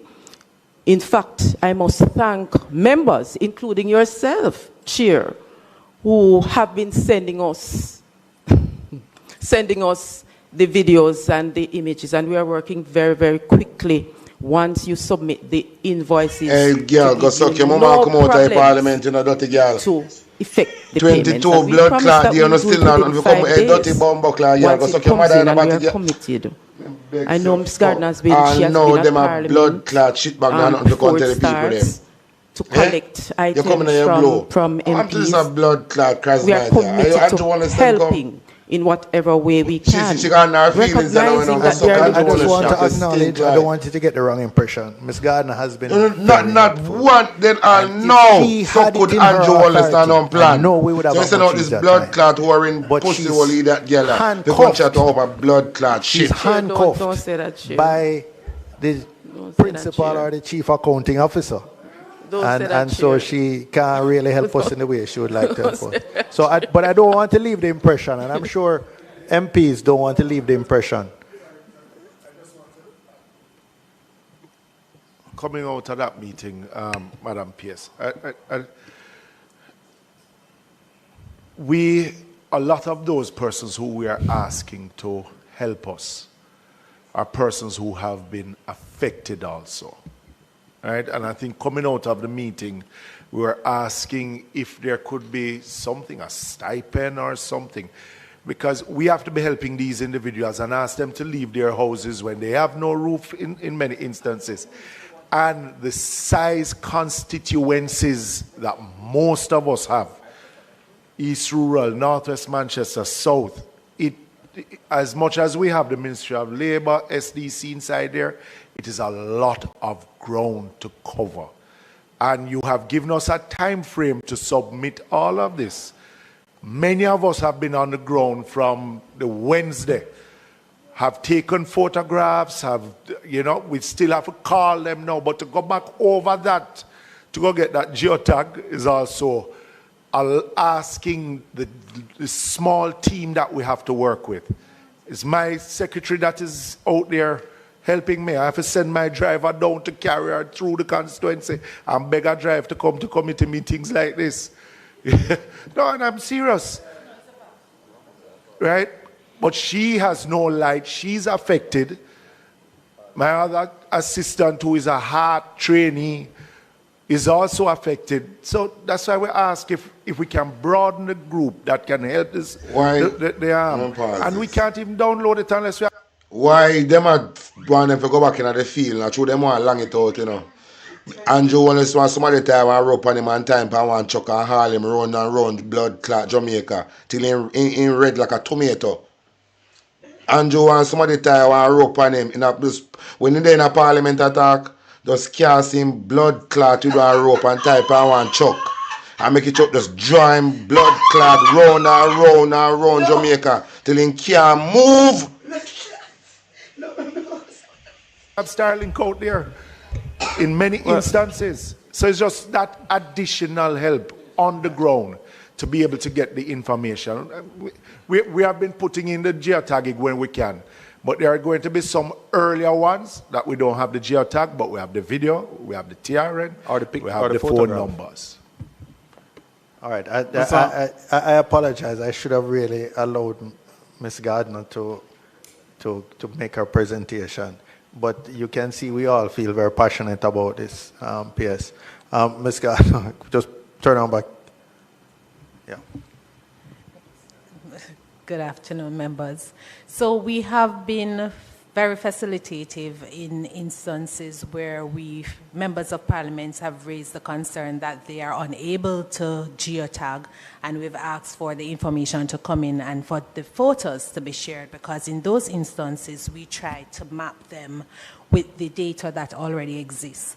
As Mrs. Edwards would have shared, that we don't have it for every single constituency. So it's important that we get means of verification, as many as possible.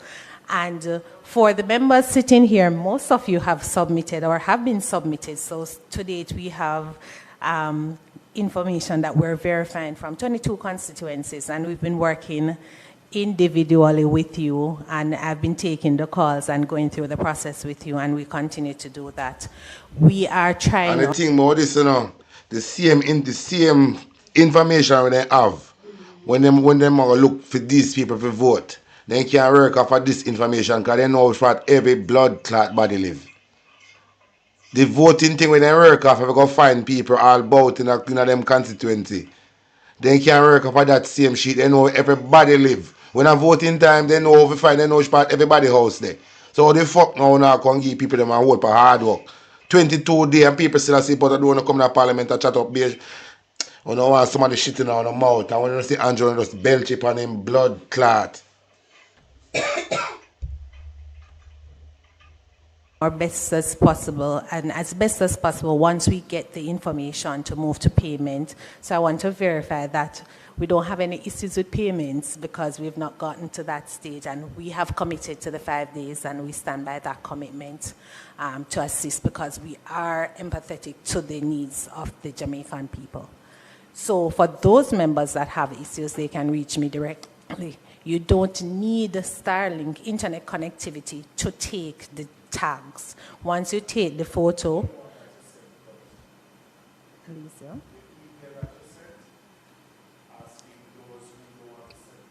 yes.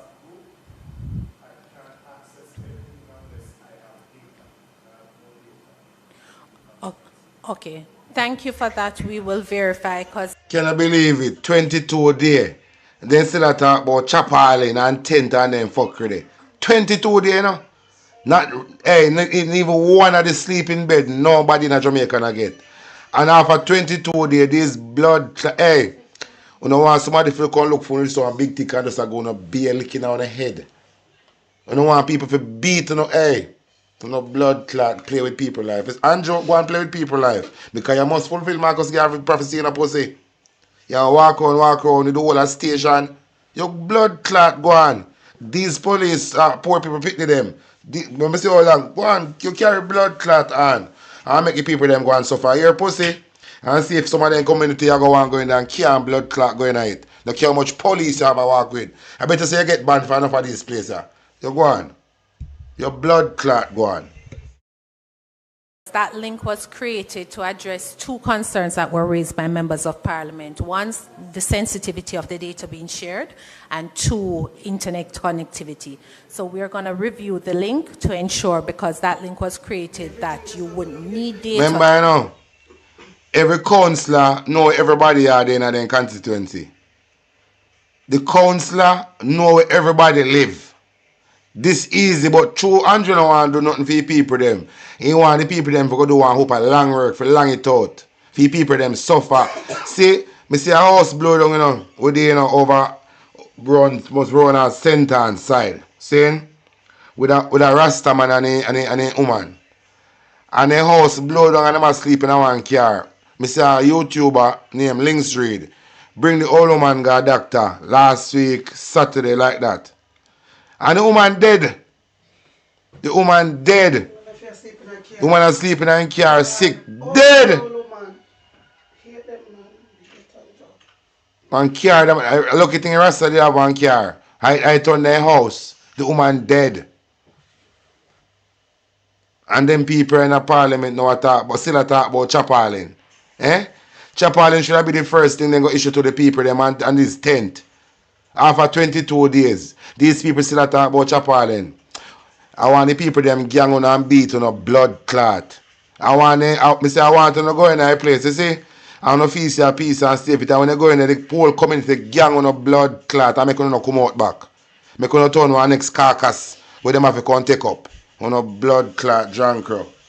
To input the information, but once you get to an area with service, then that information would be uploaded automatically, and then we would just print and process the information accordingly. So we will check on that, and I will provide an update as soon as possible. In relation to the members of parliament who require the data in terms of the hardware processing, we've made 2 options available, which we would have shared in the updated guidelines for the invoice and to give you enough time to be able to submit, because we know that you're not connected with everybody. So we are giving you a window to take in the invoices when you have, and we don't wait on you to access all the grants. So once you have a set and you have an invoice available and ready, we will go ahead with that set. So we don't need to verify every single individual that you are sending in. We can do it in parts if that is the option that members of parliament wishes to utilize. Okay. Thank you. I see Mr. Crawford and Mrs. I don't see Mrs. Onis. No, but Mrs. Onis, you have on your mic all the time, so it will invariably get turned off in order to allow those persons to speak. Mr. Crawford, Mrs. Onis, Ms. Burchell, and Mr. Newell. I want to hear where the Warren girl have to go. I want to hear what she got, what kind of question she got ask. If you don't know who me at all, but the boy I feel of the geotagging and the size of our constituency and the terrain. Sometimes when I see the hill that I must go up to geotag, you might get a tag that is on the road, because that hill, if you come down to go to the next hill for geotagging, if the numbers are provided, then a random sample can always be taken. And if the paid field officers can go and audit that random sample of whatever number you want that random sample to be, 30%, 50%, 80% if you so intend. But an effort to have each of us go to 100 spaces to geotag. First of all, you're going to 200 spaces to choose who must get it in the first place. And then many of us are to have to go deliver it on their behalf. Sherry, the only thing Andrew when you good look for at people places that like shit Westphalia, Loidas Vale, just time up on the shit cost pan to him. come down Everybody just go shit pan him. the place to get and it piss is pan more him. than the grant. Yeah, man, that this time we're up giving. everybody just go shit So and we have piss to pan him. organize to Blood go clot. back again with it. It is a difficult task, an uphill task, I must admit. The numbers are provided, the telephone numbers. A telephone audit can be done, and many don't even know how to send you. I thought you could have skipped it by saying, send me a tag. Many of these rural people don't have light, don't have internet, and many are not able to do it, don't know how to even tag your contact worse a location. It is an uphill task. But I am still grateful to the facilitation that have been meted out to us by the ministry. Steve, you want to know why? Been trying to because facilitate all of the labor right, as them are best as so they cocksucker could, and I'm them. grateful for that. Now, cocksucker them, so through them chop and cock. Want to also you give them lap jaw so they can't keep quiet and them have to loud. Because then job won't pain them. We might be getting other lap jaw. There is some of them are lap jaw and come in a parliament with. Look at Andrew. When the security is so can high. you see him have infection in your nose? When you have 400 names to choose 60, it is a difficult, emotional thing for you to choose 60 and then tell the rest verbally that I don't want to be in charge of who's still wet up. And the quantity of funds for 60 people, even the least impacted gone over 60. The least impacted communities gone over 60 people for the $3 million. And so, I mean, when you tell a man to come collect 3 sheets of zinc, it is getting to my conscience because of the limited funds that is available.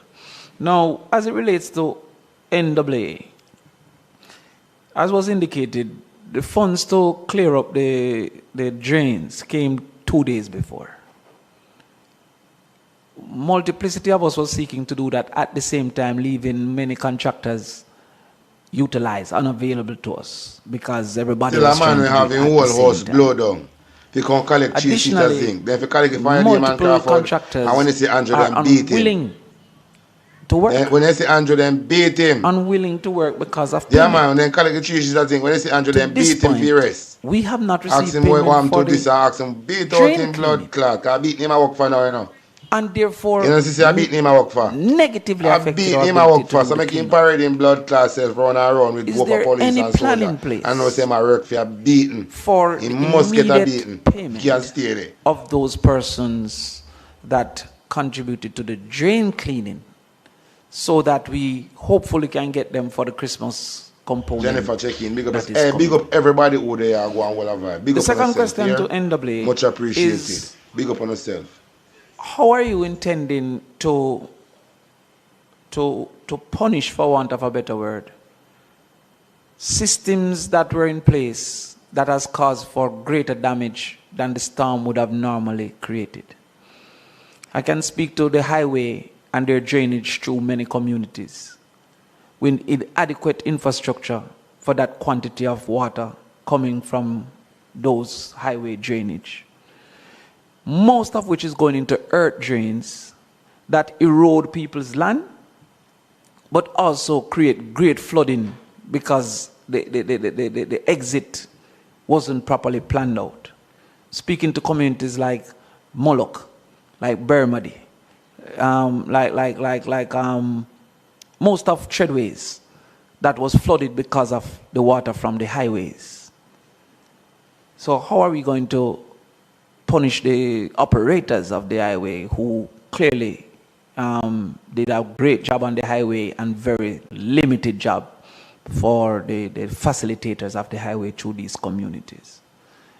Thirdly, communities that are low-lying and therefore depend on soakaways and water dams have had very little maintenance in decades. They're almost treated like rivers that continue to flow. When, for example, instead the entire town is going mainly into quote-unquote soakaways. This have led to backup fulling of the soakaways, multiple risk of waterborne diseases, flooding in these communities. And I've made conversation, but how are we going to be treating these areas that need emergency desilting and not just drain cleaning? Those are my questions for NAA. Thank you. Members, remember to try and contain your questions. We're minutes to 5 now. A lot of traffic for people to get home. So try and limit them to the essential ones. And the ones that are going to describe every road and roof in your constituency, could you leave that to a one-to-one discussion with Mr. Hunter, who has promised to stay till 10 o'clock tonight, if necessary, to answer those. And we're not taking you out to the airport 12 o'clock tonight, if necessary. But we will do that after we have adjourned. So let me just allow Mrs. Honest to ask her 2 or 3 questions, and then no, I'm not. No, you're next. You're next. Oh, that's nice of you all. I didn't say I have one question. Thank you. Let me go with NAA first.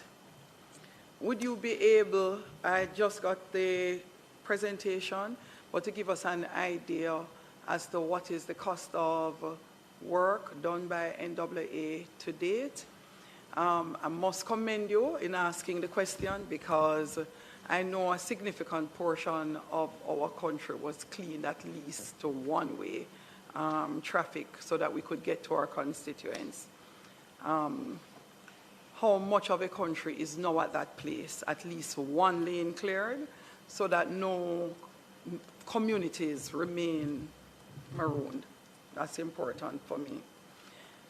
And at what stage would you be able to give a more fulsome appreciation of what it is going to cost to restore the roads that we are choosing to restore?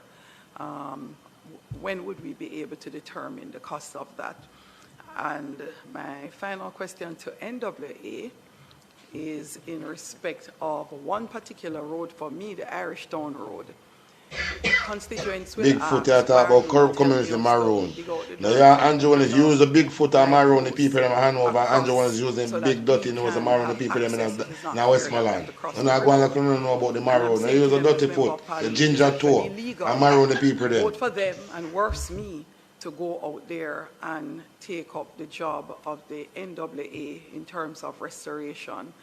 Would you be able, in the spaces that NWA possibly think we will not, or it will be a long time before we're able to restore some roadways or ever restore some roadways, to quickly do that assessment so that we can notify the public as to what the options are available to them? There's no alternate route, or where the alternate route would be if we're not going to be able to restore to that particular space. That's for NWA. As it relates to the housing benefits, I commiserate with my members of parliament, members behind me. However, I am so far very comfortable with the approach. I have found constituents who have told me that their house is damaged, and when you go to Google Maps, you realize that what they're telling you was there was never there. So I Happy Christmas.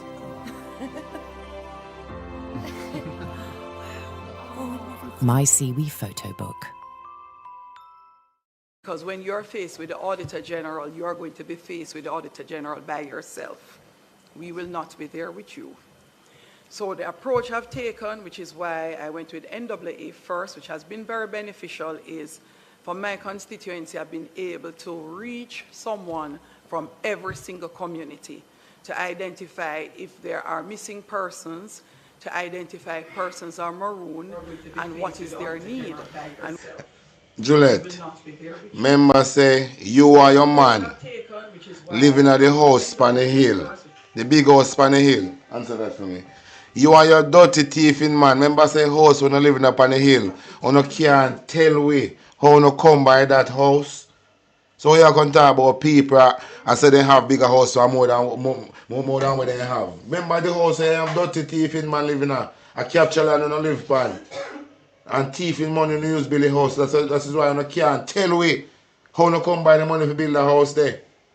So Bigfoot girl, but you never bother say nothing like this a meeting. If you just get up and come out and get your blood clot yard, when you hear nothing from you dirty girl, just lift up and come out of the bumbuckler meeting and go and eat that girl. When you hear nothing about you, when you hear nothing from you, when you want to hear out of that you think about the way you chat out of. Go and go make the man feel up at your birthday party. Go look for some more feel up and leave the scene. We don't like say you burn here, you come like welding, even time people are well and get flash. And so every time I look on your color and I get flash. Come off from a TV screen, come out of a parliament, eat that girl. You're a thieving man, go hide. Or to one of those blood clot runway.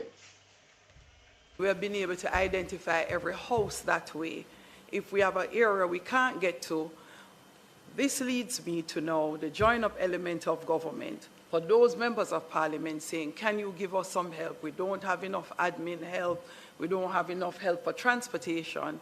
Can you give us some help in the areas we may have a challenge to get to break it up and say, labor and social security, could you take this community and you know, do the detailed assessment with whatever information we have at our disposal to identify the homes that will need support in that particular community while we are doing others.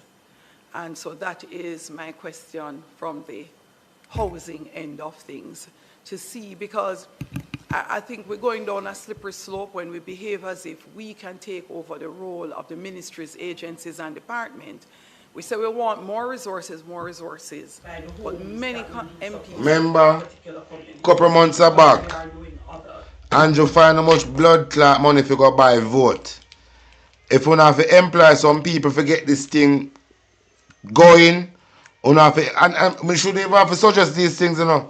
You should have employ people and put the say like how so could Andrew Wallace can go around the island and buy vote. And can send out money around the island and employ people. I want to do this blood clot dog shit. Big dirty foot Juliet Wallace. I don't like to see how many more Jamaicans don't like to see you. So yeah, your thief in man, just come out of the parliament for God's sake. Yeah, your dirty man is a disgrace to Jamaica. And Tona go charge giant or Tona criminal. Nasty eat that girl. Yeah, your thief in man a criminal. Move your blood clot and we don't like we hate on the pussy. Don't have a constituency office that replicates the ministry, agency, or department in terms of both the technical expertise and the budget for its staff. So instead of giving us more money, my recommendation is give us more assistance from the ministry, agency, and department to go into the spaces and help us to identify who are the persons who need and to what extent was their homes damaged before Hurricane Melissa. For you, Madam Permanent Secretary and Prime Minister, when I took a look at some of the homes in Westmoreland, St. Elizabeth, and I suspect it is probably going to be the case for a lot of our homes, I do believe concrete roof is good, but a lot of those homes were never built to ever take concrete roof. So what is the solution? You know, I don't know if they're going to have to drop in columns and beams on the wooden structures, on the concrete structures, to be able to take a new type of roofing. But between yourself and the technical experts, I'm not an engineer, though I have some experience, how do we deal with those homes that are partially good to be able to quickly get roof on them again in a permanent or semi-permanent way? All right, so Juliet, blood clot, worthlessness. Juliet, dirty worthlessness. The solution for those problems, tell suck pussy Andrew, say if you give the people them the land, tell them if you run, if you release the blood clot land and free up land tiger give them. Remember Mark Golden did I go give people them land tiger. Mark Golden, one of the biggest transfer of wealth did I go take place and Mark Jefferson Golden. So we don't have a problem. Mark Golden say him could have hand over these land to the people them. All suck pussy Andrew have to do a follow suit and do the same thing. Hand over the land to the people them and give them the land tiger. Simple. So if we're not going to do something for the people them, we not can do something long term. So free up the land to the people them. Remember me say land for the landless. So when I talk about what kind of blood clot solution, free up the land to the, because there's no crown land in Jamaica. There's no crown that own no blood clot land on the island. So all you have to do is free up the land to the people them. There's no such land as crown land. That I want to trick with ancestors and tell them. You can't tell with that blood clot. Crown have no land in Jamaica.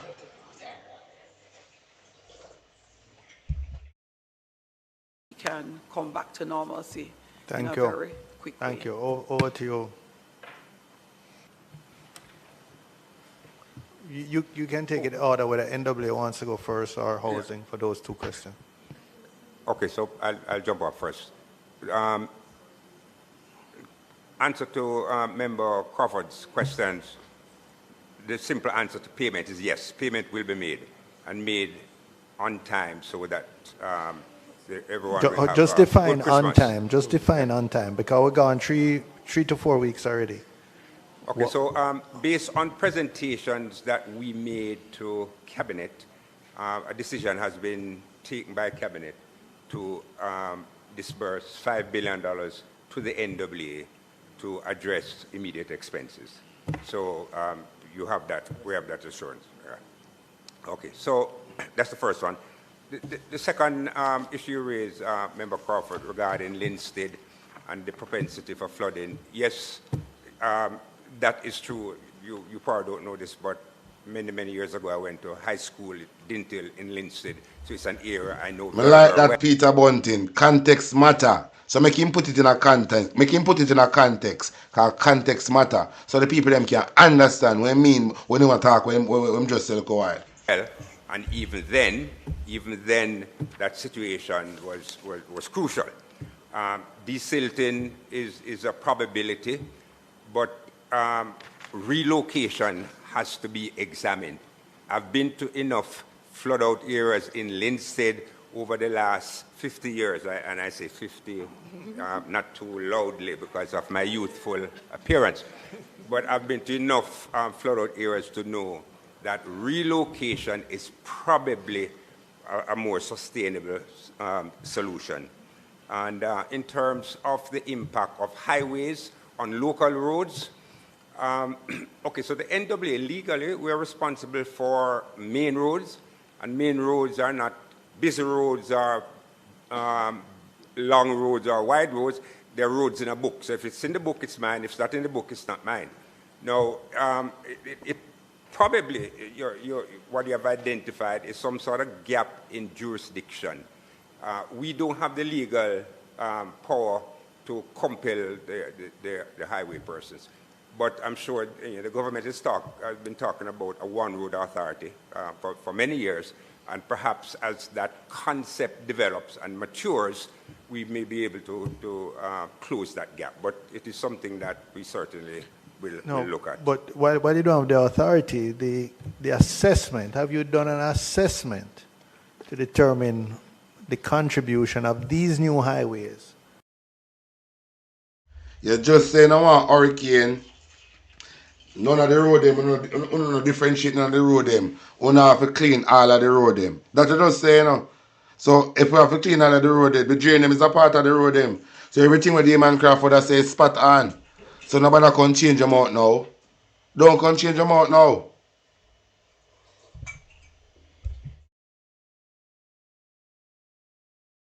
To the flooding of areas that previously? No, we haven't. Didn't. No. But it is something that we could have a dialogue.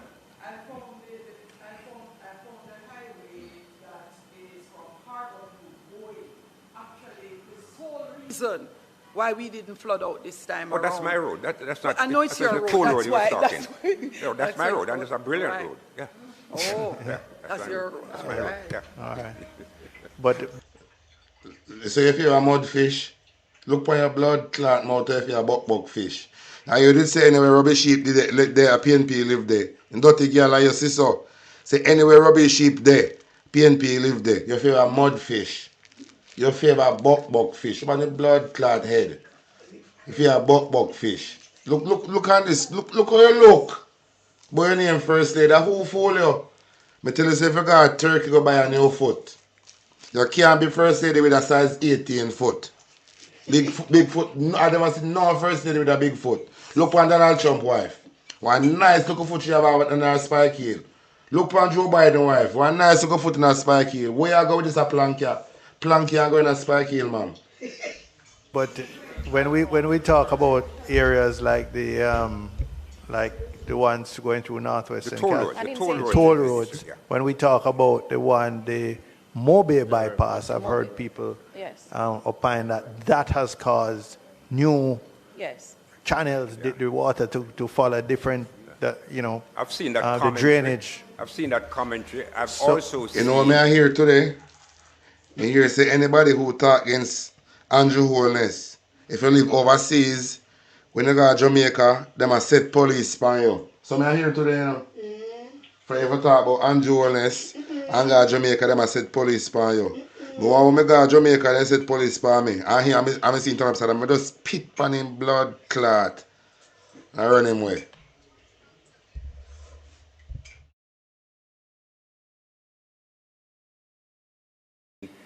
The engineering response to that commentary. Can you share the engineering response? Sure. And the original commentary the original dissertation regarding the impact was by look how you feel a Shrek. Well-respected citizen. Look how you feel a Shrek. But not an engineer. You say you feel a Shrek? The response to those allegations are based on engineering. And as a former engineer, you would grant some As credence. an engineer. You grant some credence to the latter position. But it's something that we look at. No, I'm not advocating one way or the other, but I'm assuming that some assessment has been done. And if that assessment says that's and I can not so, I can share that with you. Okay, thank you. Mrs. Holness, in terms of quantum, as at today, we have provided access to 96% of all the roads that were impacted. I'm telling you this bumbo clot, you know, man, I come in the parliament and laugh, you know. Me and my dad laughing, the people are dead in the hand over and sent in a pussy. This is not a laughing game. Go back to your blood clot yard if you want to laugh. A serious business happening at this place, you know. In a time like this when Andrew Wallace collect our money, make them mash up Jamaica with one tornado. No matter come and say we're not laughing in a pussy. Oh? I think I'm laughing. I mean, the fact is that NWA is not in the news. Perhaps because we have done very well that which we ought to do. And so we consider it to be our job. 96%. That's access 2 lanes and single lane, because that's our initial strategy. We will then get back. In terms of some roads which remain blocked, I had a recitation of where they are. Do we have that part in?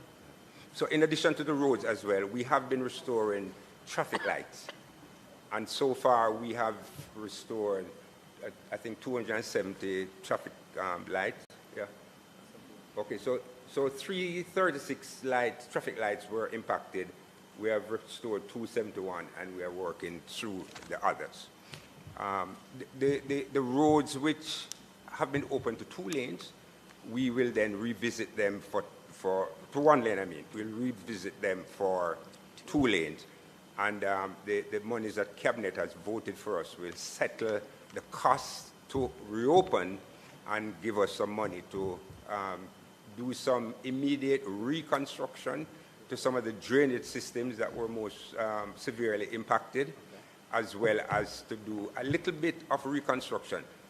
We estimate that the total damage to the road network is about $35 billion, preliminary. Now,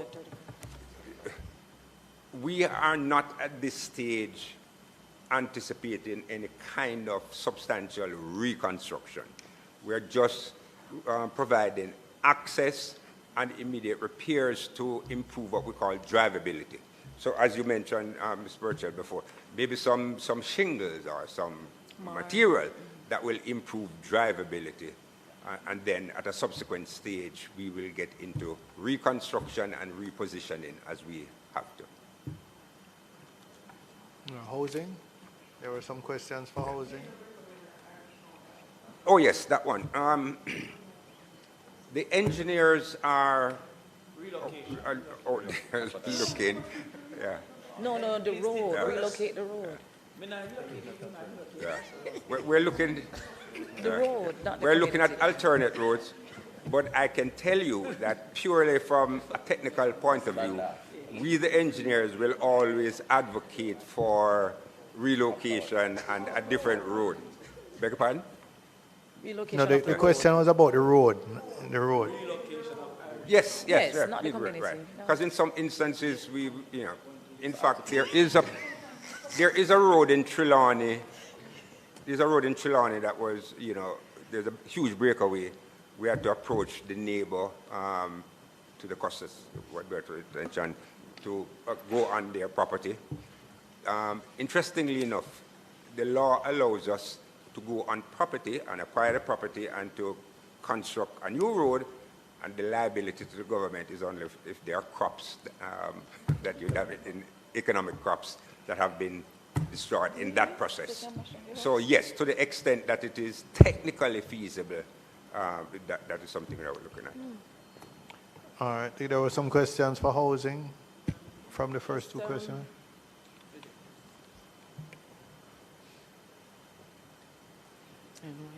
Right. Just some comments to what you would have said, member.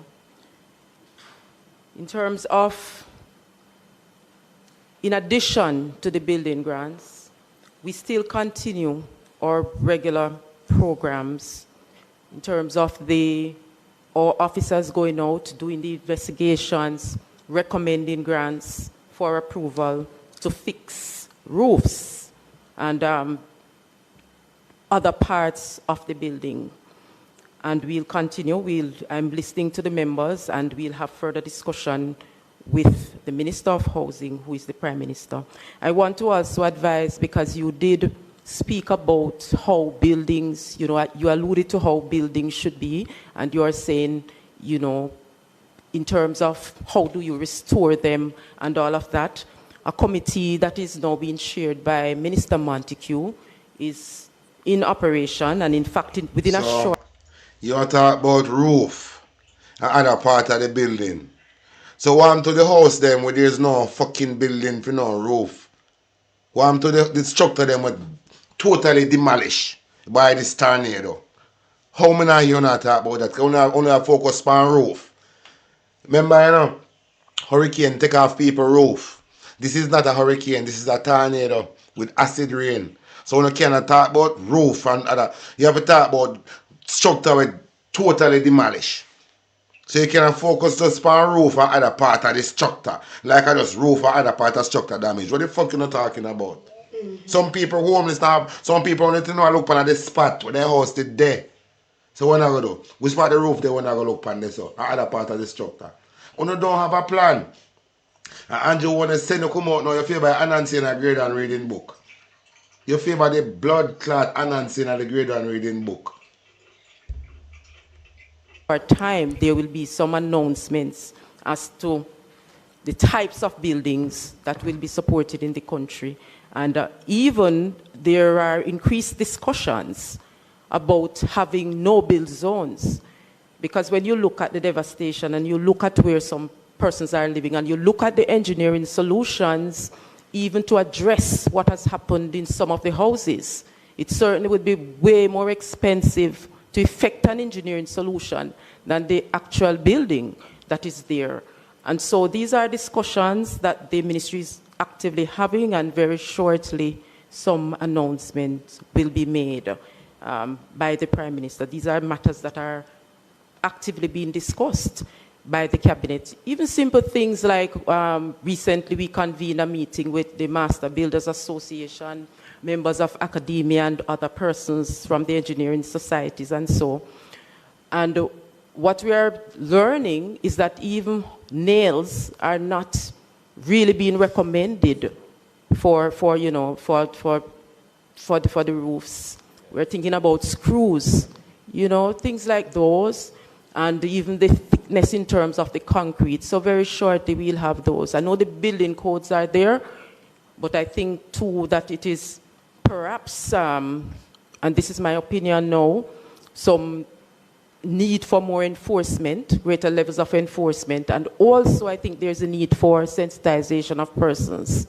When we educate persons about how structure should be built, and sometimes it is really just coming down to what they can afford. But we're thinking now in a more long-term way. It's not just putting up people in shelters, it's really providing shelters that can withstand the weather events that we are seeing, that they are now becoming more frequent and more intense. So I'm taking notes, members, your feedback is not lost on me for further discussion. So thank you so much. There was...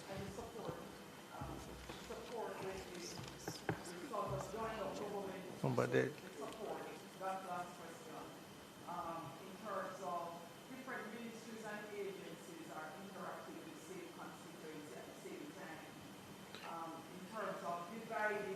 There was them people are really take even for eat that, Remember when I say it is a man-made storm, for this agenda, and you take, then keep the launch. And you want the same one turn Jamaica the first digital hub, digital city, digital country. And you want to take the offer to turn Jamaica into the first digital country. And upper you then keep the lounge.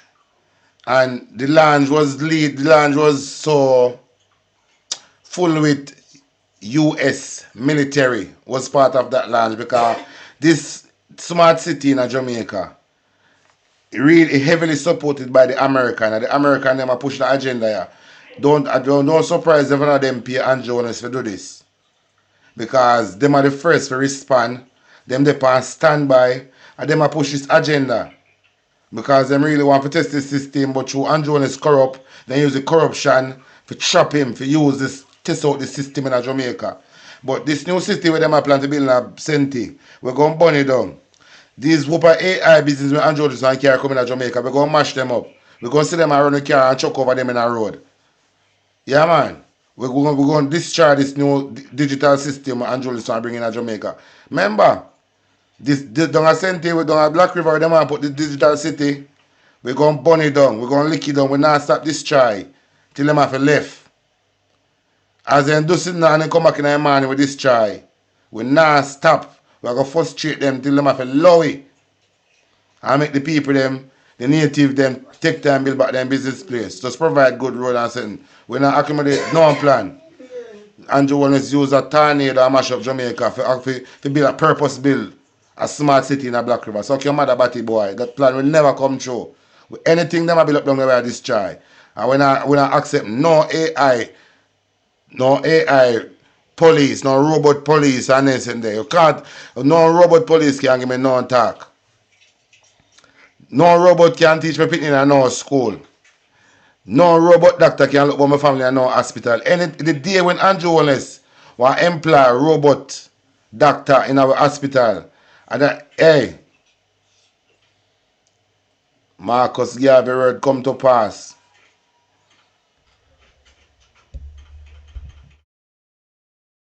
If you read the report of the PAAC last year post-burial, that was one of two recommendations they made.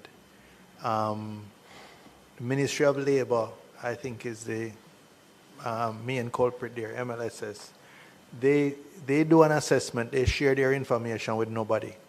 So you don't know if they have helped somebody who you then put back on your list to go to, and they claim it's data privacy.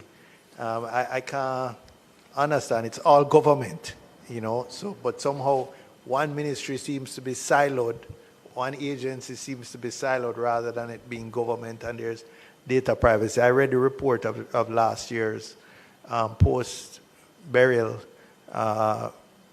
similar exercise, and that was one of the two recommendations, that there has to be a way to share information across, whether it be what the members of parliament are identifying, what the housing ministry is identifying, what the labor ministry is identifying. It just seems we're all operating in our silos without the benefit of the data from each other.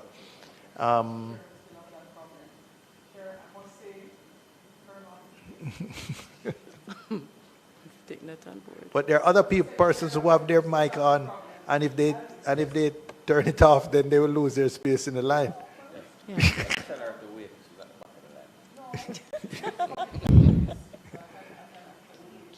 So I'm trying to turn on your mic, but you know I don't want. Okay, go ahead now. I was saying there are some things that can help other members of parliament, but your point is well taken, Chair. When the Minister of Labour and Social Security came, by then I'd already visited each home that was affected or got information that they would still need to verify for particularly one community that was cut off. And we said to them, when you have completed that process, could you please share the information back with us so we know if you have identified other homes. And to date, they have not shared anything, even though they were so happy to accept all the data that we had gathered. So it is something, PS, that it would be good if you take that up at PS meeting with the permanent secretaries for the other ministries, because it doesn't make sense, especially for constituencies like in St. James, Westmoreland, St. Elizabeth, where the devastation is so vast. We have got to the point where literally anybody can build a fully working app without knowing how to code. This is Base 44. This is a first look at the current industry-leading or the data gathered by the various ministries and agencies and pooling it together. Thank you. If I may, Chair, if I may respond to that comment. We're not perfect as a government, and I'm happy that my PS counterparts are here from the Ministry of Labour as well as from local government. And I hear the comments and I read the report that you mentioned from the Auditor General. Since then, the truth is that we have met and we are looking to see, because we recognize that we can't do it all. No one ministry can do it all, and government can no longer operate in silos. And so, my PS counterparts, they're here, and they would have known the discussions that we would have had in terms of sharing information on the beneficiaries and the whole idea of not double dipping, but we are saying that at least, we're not saying you can't get a benefit from labor and get one from the Ministry of Economic Growth and Infrastructure Development. But we are saying that when that data is available to all of us, we'll be able to make decisions. In terms of giving someone, it might be giving someone who has got no benefit at all than someone who has benefited 5-6 times. So that collaboration has started. It is not perfect, but indeed it is a work in progress. And we, my PS counterparts, they are here. We'll see how we will accelerate that. All right, Ms. Burchell. Yes, thank you.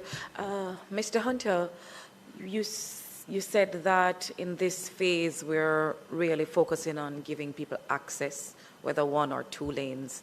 But relocation is something that I think we have to think about for some of our communities, that still, even with the 1 lane or the 2 lane, it's added hours upon our commute.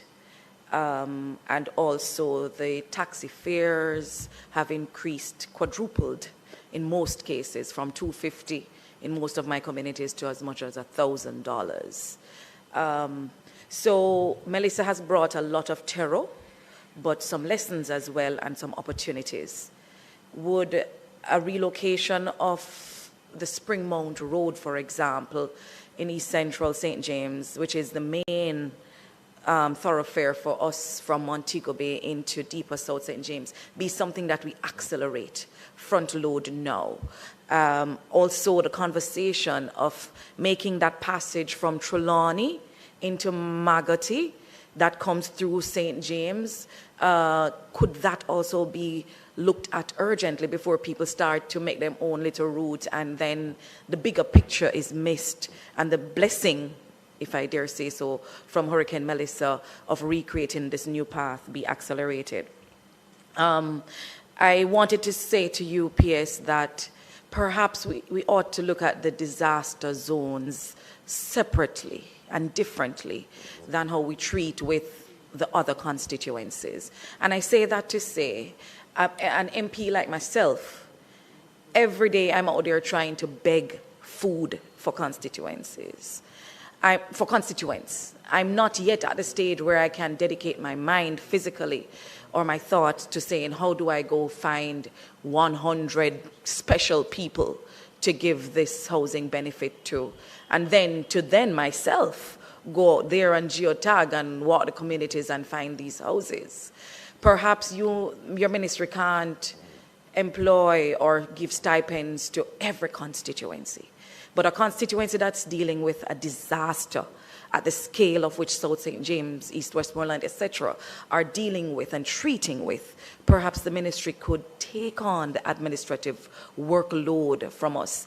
And I do see it. I hear, rather, that there are representatives from the MLSS, from SDC, and wherever else, and maybe from MP's office, who are in the space collecting data, and it's causing quite a problem. Because when I say I'm not aware of who is collecting data, because they say, oh, they're only collecting data from a certain set of people versus that, I don't know, because there's no communication from the ministry to say, we have trained 2 persons and they're going into these communities to collect data. So I'm then going to be stretching myself to collect this data when you're already collecting it. So the overlap, I get the point of the overlap, but it's even more entrenched, a more difficult problem in the disaster zones that you have to treat separately than how you treat. I mean, I heard Member Holness said that within a week or so, I'm paraphrasing, she was able to get to her people and get the data out. They were able to access it, you know. Down there, it's night and day, as she's saying. For us to go in to get the data, so when I heard Miss Monique Gibbs, yes, our data person said that the assessment is 190,000 or so buildings that have been destroyed. In our case, in South St. James, a house, when you look on Google Earth, I could tell you my house was here, but it's no longer there because I didn't really have no foundation. You understand? So when the wind come, the tornado come, it split up the house, as the man said to me. Not split up the house. It split up the house. Because when I say, can you go find some piece of wood, find some plyboard and zinc, he's saying, I don't know where to start because everything split up. Right? So going to geotag a location and saying the house was here and then it's an empty spot may seem as if I'm fluffing the data, but it is our reality. And your data, your radar won't capture that a house once stood here. Because a house may have been just a little square, but it was my house and it no longer exists. So this 190K data, I know you say it's about 80% or so accurate. I want us to treat the disaster constituencies differently. Let's not rely on the technology only. Let's fold in from now, the people who go in the field, collect the data, and see that in one community, I've lost 100 houses. So for me to choose this $10 million that has been allocated, for me to find 100 people, it's one person per community, if you understand what I'm saying. So this opportunity that we have to treat with deep rurals and disaster constituencies differently than we treat with the other constituencies, even understanding that they have their own issues. But we need the administrative support from the MLSS. We need the coordination. We need the information to know when you're operating in our spaces so that we can then not duplicate the effort. And we need, Sir Hunter, we need our roads to move from just drivable or passable to being thought out as giving us rehabilitated, fully developed roads. We deserve it now. For the time come now, get some proper roads into deep rural constituencies like South St. James, and Melissa is opening that for us. Thank you. Just to add to that question about the data, can that satellite radar images, which are 88% accurate, that's much more data than we have now. Could that be shared with the members of parliament? Go ahead. I'm trying. Go ahead. So we can create the data in a way that's ingestible by the by the members of parliament. So we can give you a listing of the type of damage of the buildings in your constituencies and share it either by a digital map or an application on your phone, whatever is best for you, or a printed map, whatever is best for you. We can share that data. We can create it in a format that you can easily digest it. I think that would be appreciated by everybody, even in terms of this particular grant. And everybody is saying it. You know, you have water more than flour. You know, you have 10 times the amount of potential. But if you could see, you know, spatially where the concentrations are, it would better help you figure out how to allocate it so that you don't take care of one community and 10 more are omitted.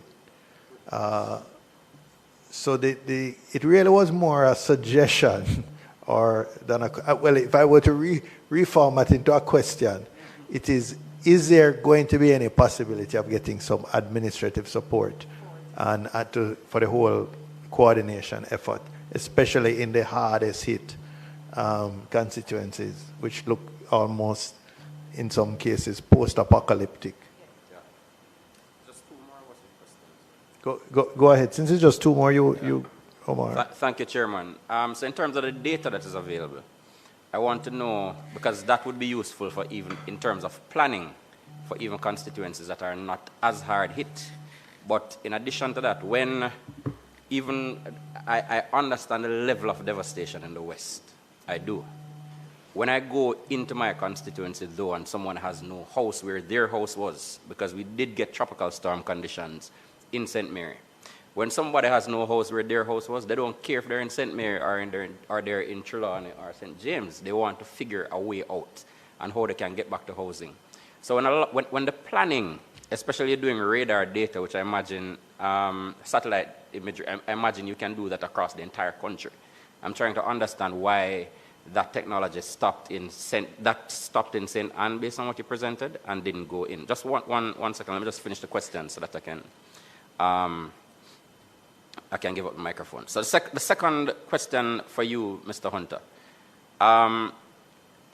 That $5 billion budget to get back some of the roads to some semblance of readiness, can you indicate when the work will start? Because, again, there are a number of constituencies, and I want to talk about Central, but I can't be parochial. But there are a number of constituencies with roadways that are cut off and culverts that have cavities, deepened cavities. Some of those the Prime Minister has been brought to look at. And, you know, the hurricane has created a more, a greater concern, a much greater concern. Going into Marlborough, for example, you have to be telling vehicles, hey, don't go too much to the left because, you know, you don't know when the road going to compromise and just. So I would love to get an idea of when that work will start. And the final question, because I realize there isn't uniformity in terms of what NWA did on the morning after the election across parishes. So in my parish, I'm just telling you. After the election? So the day after after Melissa. After Melissa, yes. The day after Melissa, yes. So after Melissa elected to come to Jamaica. In some parishes, it seems NWA stepped out quickly and started clearing roads, etc. But hearing from some colleagues, it sounded as if, sorry? So hearing from some colleagues, though, CEO, it sounds as if they never act. In some areas, they were waiting for budget and other instructions. I want to know, what should our expectations be across the board, since these are getting more intense in terms of weather events, and we may have one again in the future? No, I'm just taking a final question for you, and then you will be finished with your ministry. Mr. Williams? My question is directed at NWA, Mr. Hunter, Mr. Varden, Downer. Mr. Hunter, you said something which I found quite interesting, significant, in respect to drain cleaning, that there are two aspects to it, the drain cleaning itself, but there's the issue of capacity. And I'm going to ask a question, but I'm going to preface it by saying something. The issue of stormwater surface runoff has been a major issue. While I was mayor, it was a big issue for us because, as you know, development's taking place, and if water is not managed, or you don't have measures or programs on site to manage stormwater, then you're going to increase the volume of water entering our drain network. So there's one issue of dealing with capacity, but then the other issue is, so you have drain cleaning capacity, but then the other issue is managing stormwater, I would say, on property. While I was at the municipality, the issue of managing stormwater on residential properties, which the technical persons at the municipality felt was even a bigger issue than managing stormwater. Well, not a bigger issue, let's say that, than managing water on multifamily development, although you have to manage it there also. And so you control the release of stormwater in the environment. That's what's the big issue. So as we speak about drain capacity, we still have to look at the measures. I know you're in a position to voice that, as the head of NWA. We have to look at the issue of stormwater management as we develop. I mean, we're not going to stop development, so we have to address this issue. So as I say that now, yes, and while we had the rainfall emanating from Melissa, I was observing some drains in Clarendon Central. I'm not being parochial because it's a bigger point. Because I was trying to determine, and I'm trying to get that information now, what's the inches of rainfall that these drains are able to manage? I don't know. I'm just speaking from a layman's perspective now. I mean, so as we look at our drains, we're looking and say, okay, these drains are able to handle this volume of rainfall. And so even as we construct drains in the future, then we still have to say, okay, this is what the expectations are, this is the different levels of rainfall that we experience, and this is what the drain capacity ought to be in order to deal with this. I was just looking at that in Central Clarendon because we have issues there relating to flooding. All right, so now I'll ask the question. And the question is in relation to the western parishes now. Could we, I'm just asking it, I mean, it's just for food for thought, could we have prepared better in terms of drain cleaning in the western parishes? Or do we have serious drain capacity issues there and across?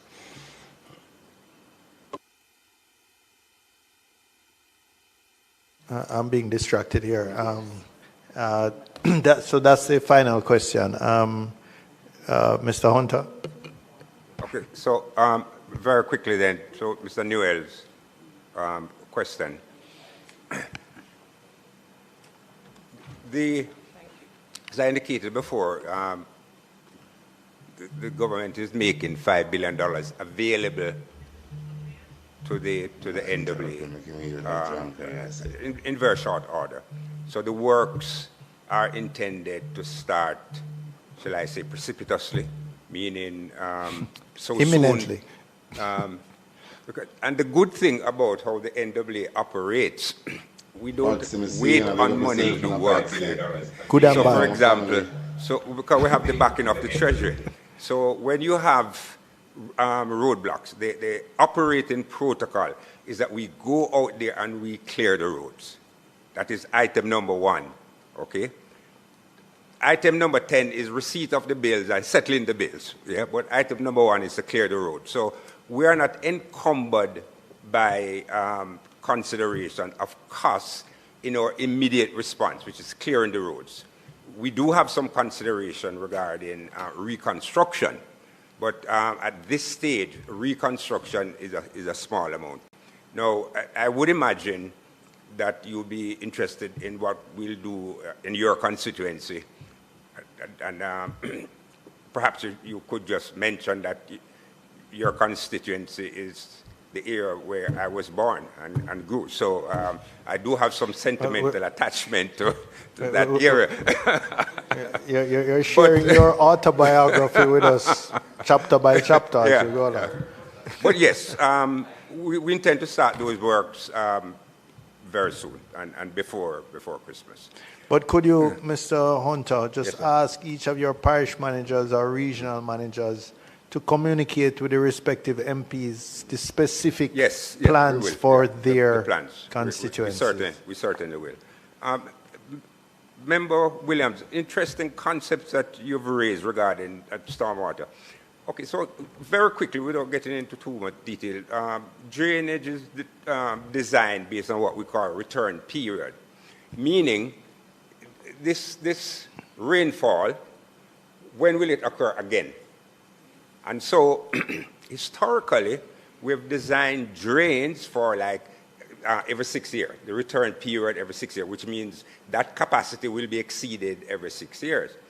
Now, what climate change is dictating is that drainage should be designed for a minimum of a 50-year return, which means that it should be so large, that it will only be exceeded once every 50 years. When will it return again? When time Andrew wants to look for our next place to him want to build a new smart city ain't gonna collect some money, make them send Tanya to come mash it down again.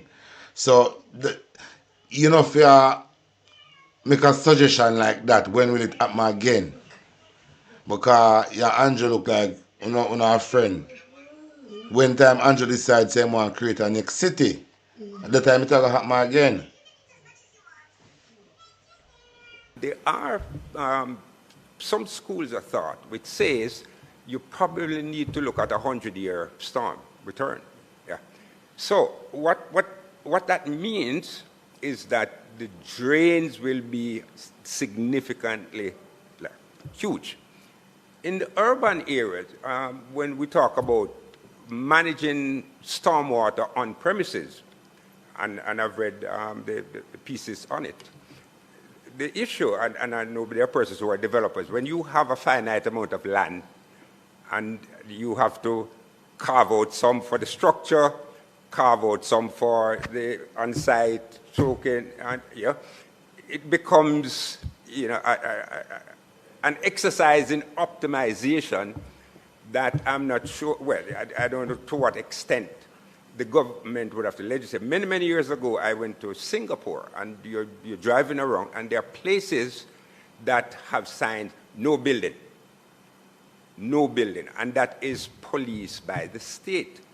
Now, to the extent that we can have such a jurisdiction where individual household, you can do a movie as stink. It's stink for redevelopment. Ginger toe, look like ginger toe gone. You buy up these lots. Like I can't start burning now. Lots, you know, convert them to multifamily thing. How much of it do you keep for a structure, and how much do you keep for soakaway? I mean, these are very challenging issues. Maypen, we do have a drainage plan for Maypen. It came out of the master drainage study that was done about 12 years ago. And so we have a prescription for the drainage solution for most of the big towns in Jamaica. It's just a question now of implementation and financing and implementation. So what we do, anytime we're doing a new road, like we're doing Mandela, we incorporate the prescription from the master drainage plan in that. And the South Coast, we incorporate that. It's not likely that a government or any government is going to start out and say, well, we're just going to do a drainage plan island-wide. It has to be accompanied by something else.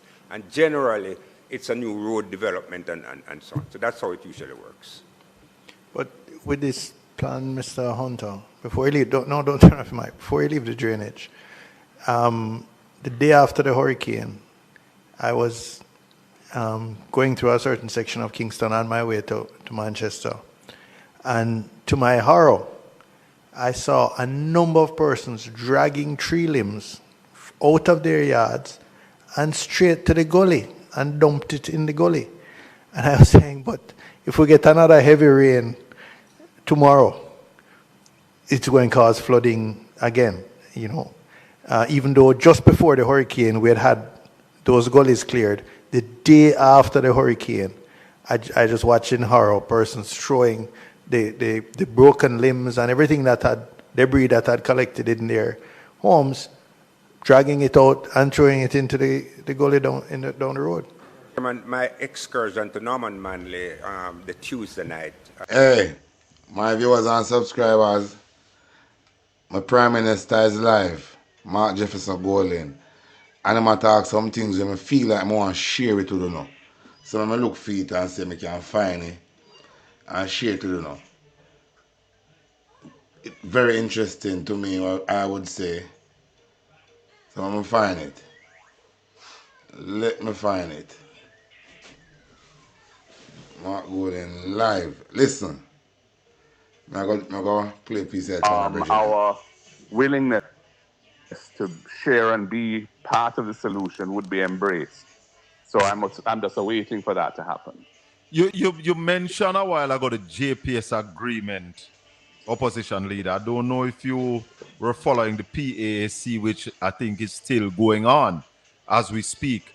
A question was asked by the MP for Central St. Mary as it relates to JPS and the fact that a statement was made that the JPS license would not be granted, would not return to them as is, and how that is affecting restoration of current. And the PS from that ministry told us that that is posing a problem right now where JPS is having problem to get funding because they don't have security of tenure of the license. Right. Well, that's what I was alluding to. You know, that is the situation that they face. I mean, I've heard figures of close to $500 million US, $500 million US. Right. Is the scale of the damage to their network. And, you know, they don't have that cash sitting on their balance sheet now. So they need to have access to that type of capital in order to efficiently and quickly roll out a restoration on the scale that's needed. And the licensing arrangement that they're in now may not allow them to access that capital. So, you know, that gives rise to risks and opportunities. You know, the risks being that you might have to consider making concessions to enable them to proceed with the kind of financing arrangements that are required.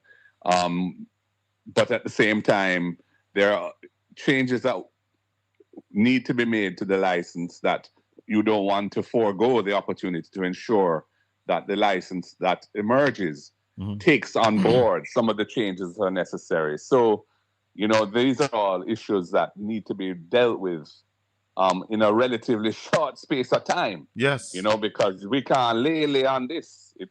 We have to solve this electricity thing immediately, because you can't talk about recovery of the economy without electricity being in place for people, for businesses, for homes. Build a website you love with Wix. For your words?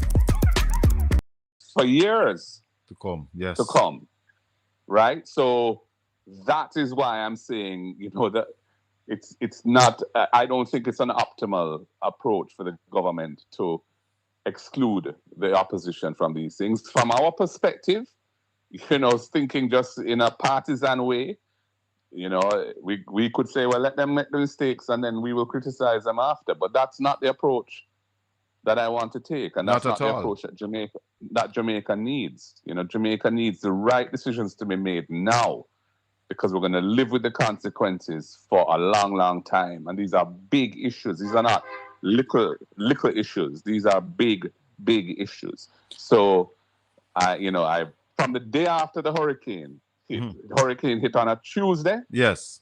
On Wednesday, I proposed the Prime Minister in writing, formally by email and by WhatsApp, that a broad-based task force comprised of leaders from the business community, from the NGO, the non-government sector, from the churches, and from the opposition and the government come together to provide governance oversight and to depoliticize as much as possible the relief process. The government has had a response.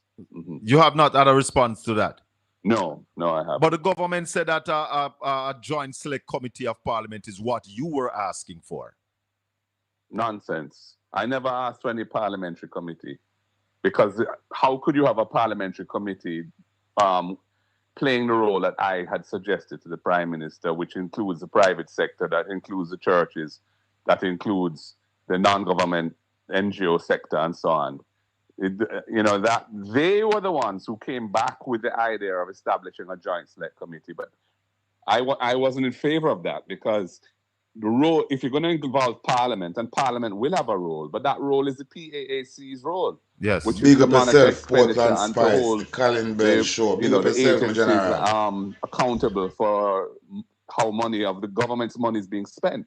But in terms of, dealing with the kind of issues that I'm describing now, which is how you deal with this electricity situation, how you deal with the housing situation, how you deal with the hotel sector, who need to rebuild, and maybe wanting to use the opportunity to rebuild by making changes to what was there before, because some of the hotels that have been damaged, are not brand new. They've been around for a while and they need to be refreshed. Owners may want to make some adjustments and so on. How you deal with the approvals process for that, so that they can, and that is significant resources that I've heard an estimate of $1.5 billion US is the level of damage to the hotels in the To country. wow. So and that is money which, if that is, I don't know if that's a rough figure, obviously, but to the extent it's anywhere near that kind of level, those are resources that the government presumably is not going to be finding, but the owners of those hotels are going to have to raise those resources. You need to facilitate them doing so that people can get back to work, that we can start to earn and foreign exchange from the one of the most important parts of the economy now, and so on. So these are big issues. How are we going to find skilled workmen at the scale required to do the kind of reconstruction that is needed? How are we going to do that? We know the private sector has been saying that the labor market is tight, and especially when it comes to skilled labor, there's a shortage. Now that shortage is being amplified by a magnitude of many multiples, because there's so much that has to be done now in terms of reconstruction. How are we going to address that issue? These are big questions, and so that is why I don't think a committee of parliament, where parliament has challenges scheduling meetings. There's a space constraint in parliament. The rules of procedure that govern how parliament operates doesn't lend itself to the kind of creative dialogue that's necessary. And it doesn't include stakeholders who must be at the table. So I never proposed a parliamentary committee. I proposed a task force. Wide-based task force. Stakeholders aware, broad stakeholder representation. And there is a role for parliament, but that role can be played by the PAAC, and I'm glad that they met today. And I hope that, to hear a report of what went on. I haven't heard that yet, but I'll be listening out. So is the Office of National Reconstruction and I think Resilient Agency, is that what you are talking about? Or that's different from the task force? I don't know what that office is. I think that was announced today in the press conference. Right, just a while ago. Right, and I didn't hear that press conference, and I haven't seen a report as to what exactly that was. So I can't really say whether it is or it isn't what I have in mind. But after Hurricane Ivan hit Jamaica, Prime Minister P.J. Patterson established a National Reconstruction Office. He did mention that it was done before in Jamaica, and some other countries that did that, New Zealand after Katrina in the US, and he said that is what they are doing. Right, and that's a practical, that entity is really to take charge of what needs to be done, essentially. Yes. And I mean, when PJ set that up, he had a broad-based board. And I believe the opposition, which was the Jamaica Labour Party at the time, were on that board. I believe that's what I've heard. And I don't remember the composition of the board, but that's quite a long time ago.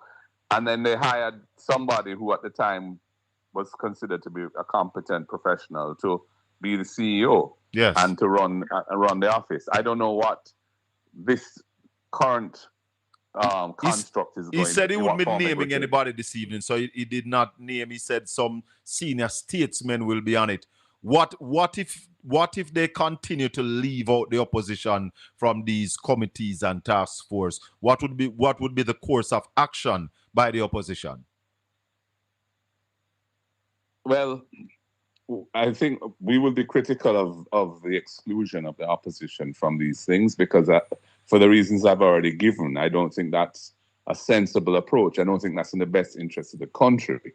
So we'd be critical of it from that angle. In terms of whether we would take any kind of action to be included, I can't say at this point. I'm not. It's difficult to force yourself on an unwilling suitor, But we would certainly make our positions known. And we've tried to exercise significant restraint, Colin, in terms of what we've said. We've had one press conference.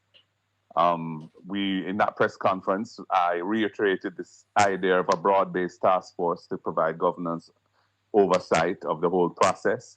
We also spoke about a Marshall Plan type the need for something of that nature, and also to empower members of parliament to respond in a more meaningful way. I'm quite disappointed with how members of parliament are being dealt with in this, because if members of parliament are empowered in a way that ensures there's accountability, but also flexibility and speed, they can deliver significant assistance on the ground in a short space of time. But what has happened so far, there's the $1.5 million of an allocation prior on the Saturday before the hurricane, which is, I communicated a request for an allocation to prepare for the hurricane, and I sent that on Saturday morning. We were then asked to come to the office of the Prime Minister for a meeting, and I was appreciative of that. Yeah. And we were given a briefing by the head of the then head of ODPEM and the Prime Minister, and then we had a discussion, and an allocation was made available, which enabled MPs to source foodstuffs and so on, and tarpaulins and so on, so that when the shelters when people moved into the shelters and there was nothing in the shelters, because none of the shelters were stocked with anything, MPs could at least provide some foodstuff and other items to help, people get something to eat while they're in the shelters at that time. Since then, there's been another allocation of $1.5 million for similar food and tarpaulin.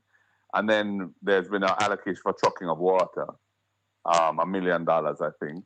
And then for rebuilding, for household materials, there has been an amount. For the worst hit constituencies, I think it's $10 million. For other constituencies, it's $3 million. Now, but the way in which that's being done, it's putting a lot of bureaucratic burdens on MPs before they can access those resources. But even before that, opposition leader, is that $10 million adequate? $3 million in some case, and I think 5 in some case. Is that really adequate to address the needs of people who are out of housing right now? No, it isn't. It isn't adequate at all. I'd actually call for $50 million. And some people say you're careless in doing that. Yeah, well, I don't know on what basis it could be careless when we know that the needs of people are, even the $50 million would be inadequate. Because if you're giving somebody $100,000 worth of building materials and you have 10 million, you're talking about 100 people. Right. And in a constituency like in Hanover or in South St. James or in any of the Westmoreland constituencies or 3 of the St. Elizabeth constituencies, there are thousands of people who need to rebuild their homes, who are currently catching at other people's premises or sleeping rough on the tarpaulin or some makeshift type thing. So it is a desperate situation we're talking about. Every time it rains, them wet up. As you mentioned that, comrade leader, you think some of these people should have been evacuated from those areas? I think they should have been given the option.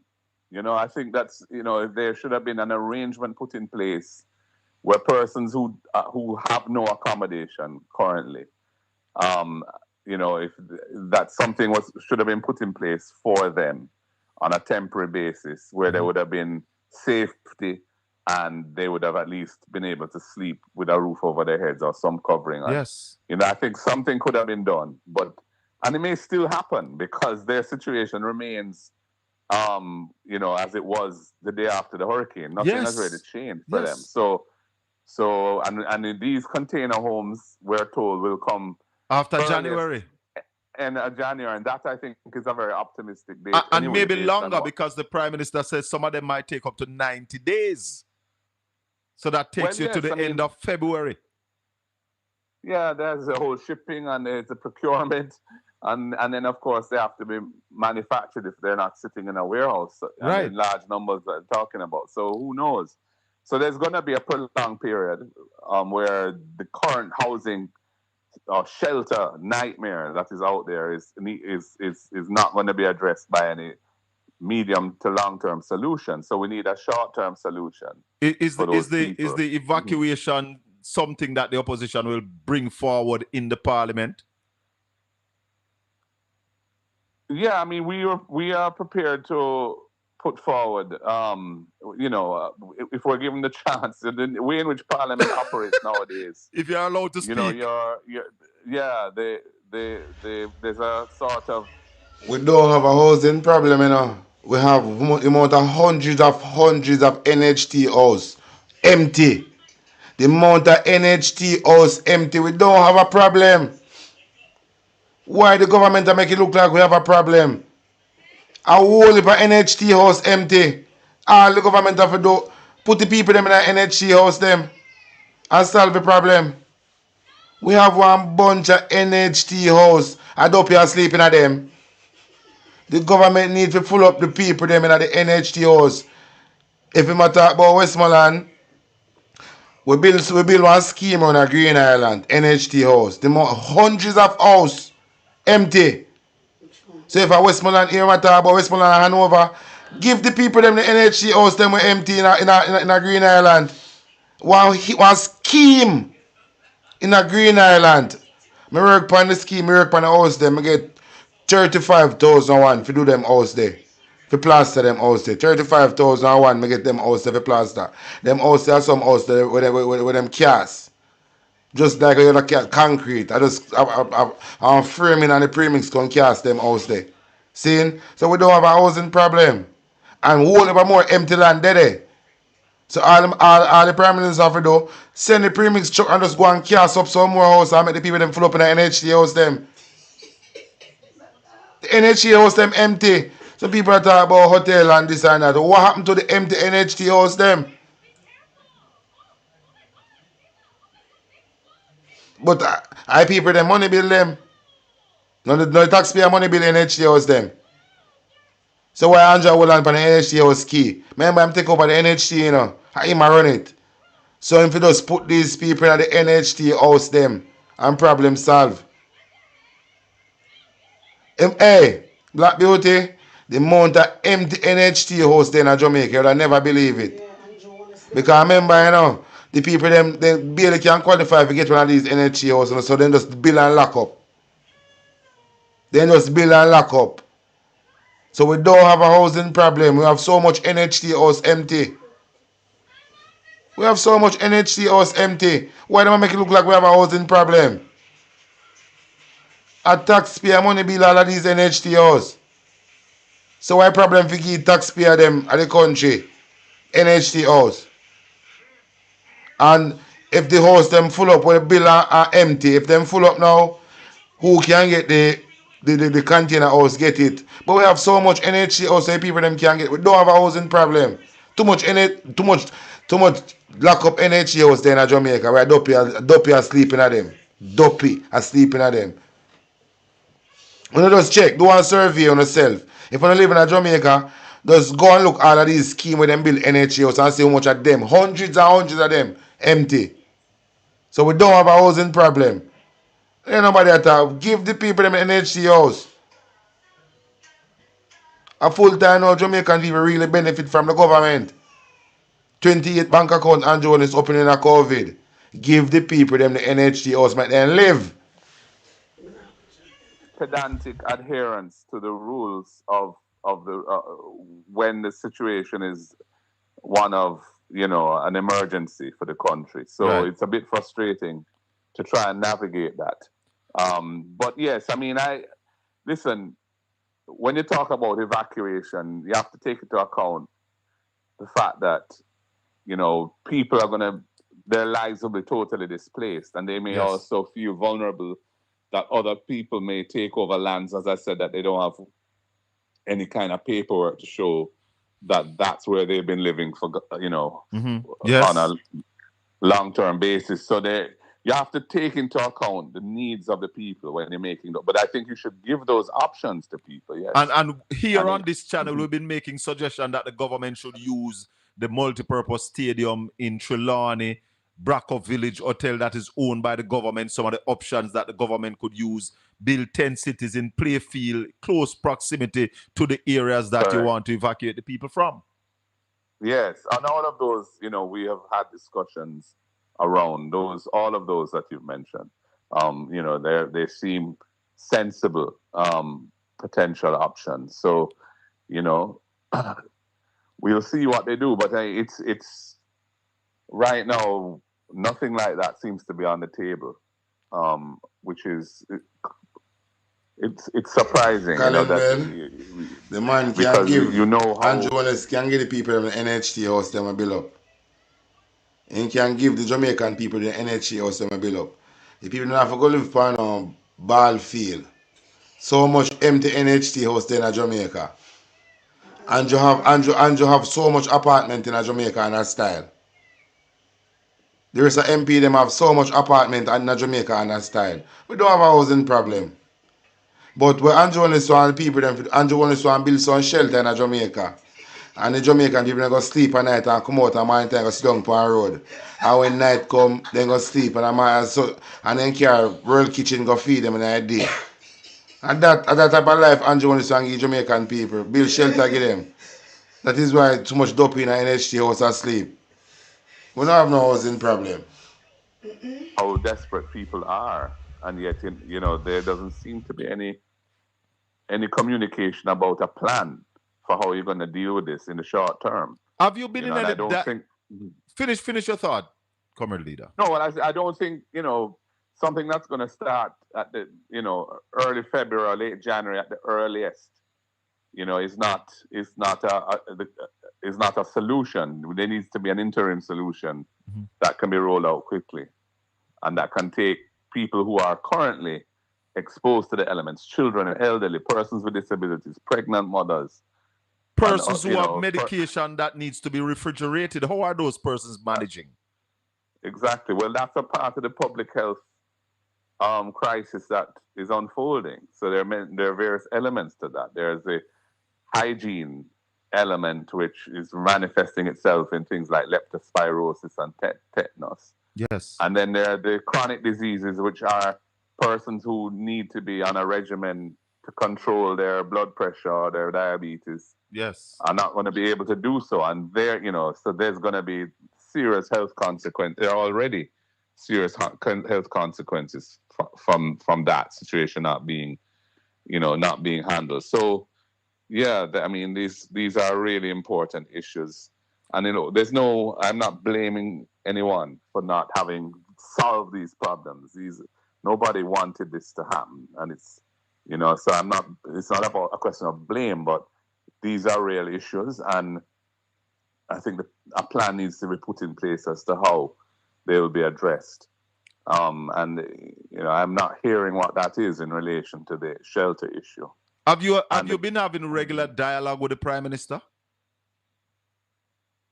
No, we were exchanging WhatsApp messages up until about last week, Wednesday, Thursday, about things that I was hearing on the ground, concerns I was having about how things were being dealt with, put it that way. And he would respond and said he'd look into it and that sort of thing. But since then, we haven't had much exchange at all. And certainly we haven't met and we haven't had an opportunity to have any kind of face-to-face dialogue. But, we're on WhatsApp. So, if he wants to reach me or him, we can. You were a shadow minister of finance at one point. So yes. I know you're versed on the economic side. What is this going to do to the Jamaican economy? If you want to build an app and have no idea how to code or where to start, check out Base 44. I built this daily habit tracker that helps users log small wins, track their mood, reflect on past entries, and see how far they've come. It's fully functional, and I didn't write a single line of code. You start by describing... We know tourism has been devastated. I've heard some very optimistic pronouncements about when hotels will reopen and so on. Some of them may be achieved, some will not be achieved by those dates. So, we are going to be facing a big financial gap because, the revenues of the country will likely, the tax revenues of the country will be negatively impacted by the slowdown in business, all of the GCT and so on. There are waivers of customs duties on relief coming in so that there's no revenue being earned from any of that. So, there's going to be a financing gap. I mean, the Prime Minister has indicated that he's very concerned about, Jamaica's achievements, our fiscal and debt achievements not being jeopardized by this. And I understand that sentiment, but I think it's a bit unrealistic, to be honest, because given the scale of the damage that has occurred, it's inevitable that we're going to have to take a different posture towards finding the resources to meet the needs to rebuild the country.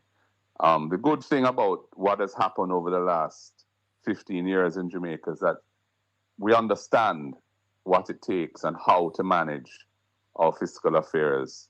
And so even if we depart from it temporarily in order to address this crisis, and I think we must, we will be able to get back on track once the economy is back up and running.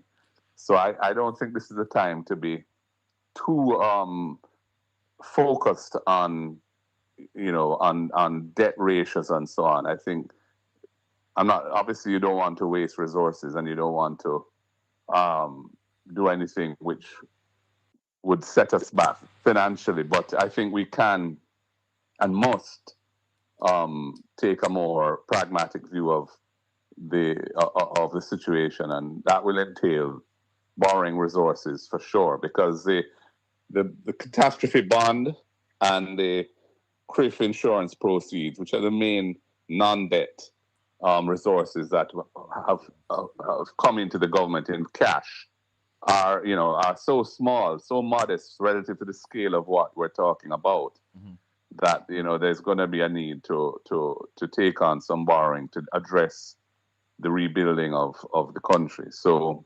that is something which we haven't heard anything from the Minister of Finance on yet. I mean, as you know, we're 3 weeks now, I think, have passed, over 3 weeks. I'm surprised we haven't heard a report from the Minister of Finance on the financial implications of what has taken place and how she plans to address this.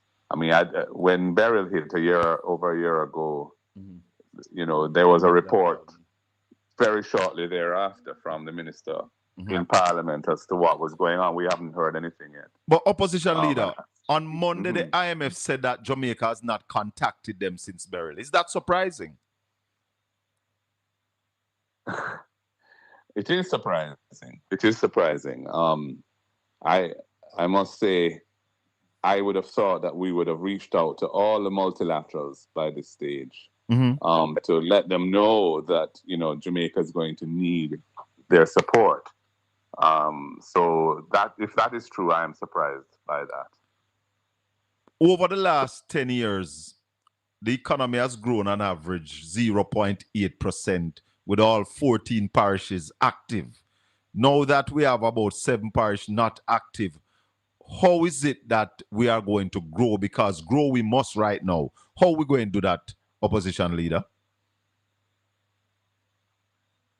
Well, the Prime Minister was talking about the other parishes doubling their production to make up for the losses in the parishes which are basically shut down. Yes. But, the truth of the matter, though, is that farmers, for example, in agriculture, have been impacted all over Jamaica. Yes. It's not just in those parishes. And there needs to be a Marshall Plan to help them to get back up on their feet. And, the Minister of Agriculture announced some measures last week, Tuesday, in a statement to the House.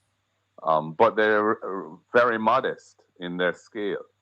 So I don't see that that's certainly not going to be sufficient to ramp up production in a serious way in the less affected areas. So, I would, the short answer is we need to get electricity back up We need to facilitate the rebuilding of the hotels, and that will create some employment and some investment in the country. And we need to get agriculture back up and running, so that the farmers need to have access to support to do that, and it needs to be done in a way that is consistent with how farmers operate. The restrictions on them can't be too onerous. There's going to be a need to be very flexible in how we make resources available. There will be some risks involved in doing this, because you can't dot every I and cross every T in a crisis like this. Right. But the overall effect of what you're doing should be to hasten the recovery of the country and hasten the restoration of the economy. If you're just joining us, we're talking to opposition leader and president of the People's National Party, the Honorable Mark Jefferson Golden. Mr. Golden, we're getting close to the end, we're wrapping up, but there are some quick questions that a lot of people in the chat room have been putting forward. They are asking about the behavior in the parliament of the Speaker of the House. How are we going to navigate that? A lot of people are upset that the opposition is a little bit too decent and too subdued in the parliament. How do you respond to those? Well, we did walk out on one occasion when she turned off the mics of various opposition MPs, and then my own mic, and just that was an outrageous situation at the time. We will continue to seek to put our questions to the government and to put our points across. And, we are always looking at ways in which we can function within the constraints of the rules of Parliament. I don't think we can, it doesn't make sense to destroy the Parliament. It doesn't make sense to create a scenario where the Parliament doesn't function at all. So that would be irresponsible on our part. So, we're trying to navigate the situation in a way that enables us to say what we have to say, but at the same time do so without taking action which would prevent the Parliament from functioning. So it's a balancing act, and I hope that the Speaker herself will recognize the need to be more flexible in her interpretation and application of the rules, because I don't think it would suit anyone for this to become a constant, acrimonious, an unpleasant situation. So let us give that some time. When I say some time, each sitting, we will see how it plays out, and we are not giving up, and we have some ideas as to what we might do if things are not put on a acceptable basis, but I don't want to telegraph that here. As you said earlier, the situation we are in now, Hurricane Beryl, the aftermath, the recovery, the rebuilding of Jamaica, you don't want it to seem political. You don't want to be seen as playing any politics with this. How do you respond to people who are saying that over 400,000 Jamaicans voted for your political party, was looking forward for you to be prime minister, and they are saying that time come to stop towing the line, just put the truth out there, and it doesn't matter if it seems political. There are people who are behind you, who are with you. I understand those sentiments, but at the end of the day, I think what matters now is Jamaica's recovery. And what I intend to do is to use my influence and the influence of my office to try to hasten Jamaica's recovery and to improve the dire situation facing all Jamaicans who are badly impacted, PNP and Labour right apart, together, rather. And so, the way in which we do that may not be as confrontational as some would like it to would wish it to be. But I have to look at it from the point of view of what I think is the most effective strategy for Jamaica right now. This is not politics time. We've gone through an election just the other day. It had a certain result, and there's consequences to that result. And, we are where we are. We need to try and rebuild the country. And, I am not intending to approach this in a way that would make it harder for Jamaica to come through. So, yes, we will be critical where we need to be. We will expose things where they need to be exposed.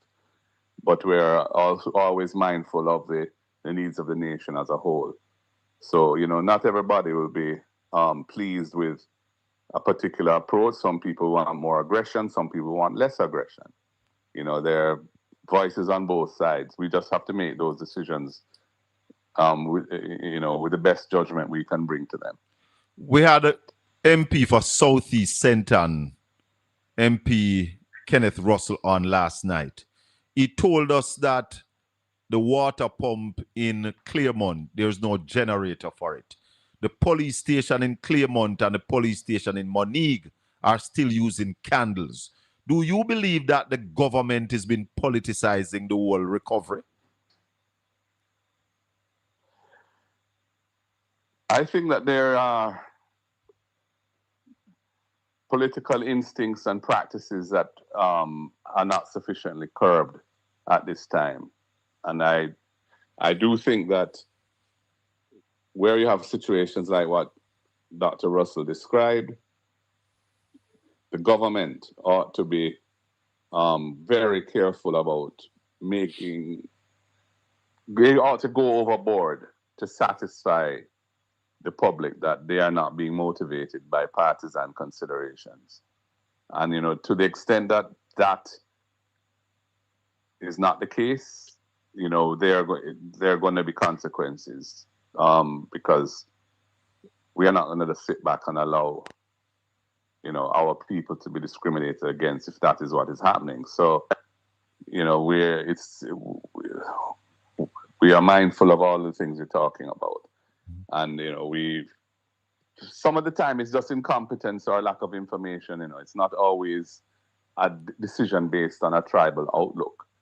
Sometimes it's just that the situation there has not been channeled through a way which can lead to a response, because there's no clear chain of command and no clear lines of communication that we know how to address these things. And that's why it is important for government and opposition to be working together for the good of the people.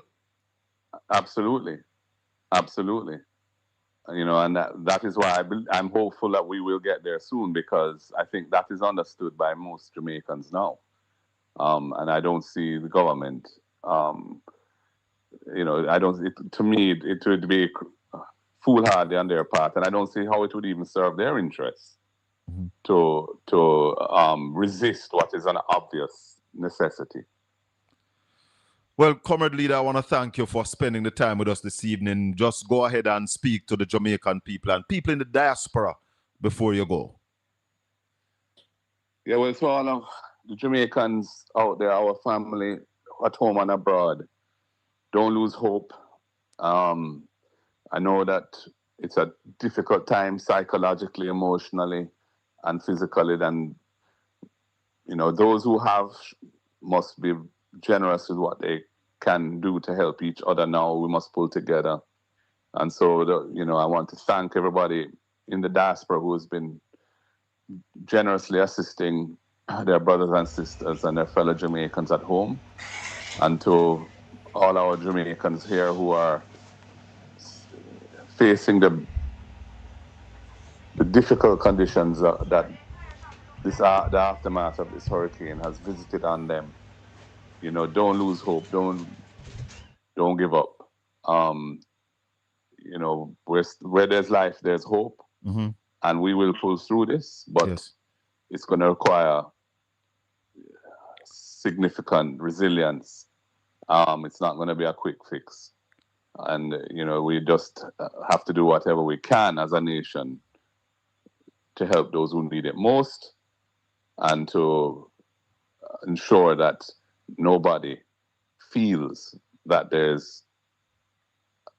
country doesn't care about their situation. That is vital, because that is, if people feel that no one cares, they will lose hope, and their behavior will adjust accordingly, and we want to avoid those kinds of problems. So that is why it's so vital that we get this thing right early. In terms of the PNP as an organization, opposition leader, is the PNP doing anything to assist those who they can assist in this time of need? Yes, very much so. We have established a organization within the party. We are to receive and distribute assistance, and we have developed relationships with organizations that can assist people who want to bring things into the country so that they can be brought in and distributed. We have maintained and developed relationships with the local players who are helping in the relief effort, Food for the Poor and various foundations and so on. And we're actually putting a structure in place to formalize what we have developed organically over the last 3 to 4 weeks, so that, because we see this as a medium to long-term need. So, we're not competing with anyone. We're just one of the many who are trying to help. Yes. In the country. But we have a big network of support. Yes. And so we are trying to leverage that for the benefit of the country and for the benefit of those who need it most. So that is what we're doing. Will there be audited report of what the PNP get and does after this? I have the person who is running this, managing this on a day-to-day basis, is the treasurer of the party. Yes. And she understands and is knowledgeable about processes and accountability. Mm-hmm. And we have committed to ensuring that all resources that pass through the structures that we are setting up or have set up will be fully accounted for. Beautiful. So yes, there will be full accountability for that. And the PNP not hiding and doing this, like I hear some people say, Lord God, the PNP set up an organization to get fund for the people. Is something wrong with it? Is there something, is something illegal about what the PNP is doing? We haven't set up any new organization. We're using existing channels that we had set up from before. Yes. And repurposing them to support the country's needs at this time. Yes. I don't see why anyone would criticize us for doing so, because not everybody is comfortable giving money to the government. Oh, yes. Not everybody. Yeah.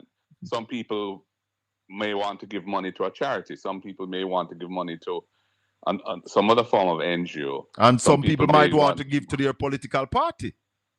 Yeah, absolutely. So I think as long as the money is being accounted for and it's being used for the benefit of the people who need it, then it's a good thing. And so I don't see why anybody would be critical of that. Tell the people what it is, how they get to that foundation, how they donate to the foundation. Right. Well, we've established a 501(c)(3) entity, which is a U.S.-based entity for persons in the United States who want to support our effort. Yes.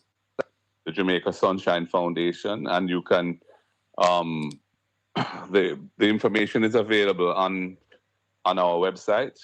We have a relief website. If you give me a sec, I will. Mm-hmm.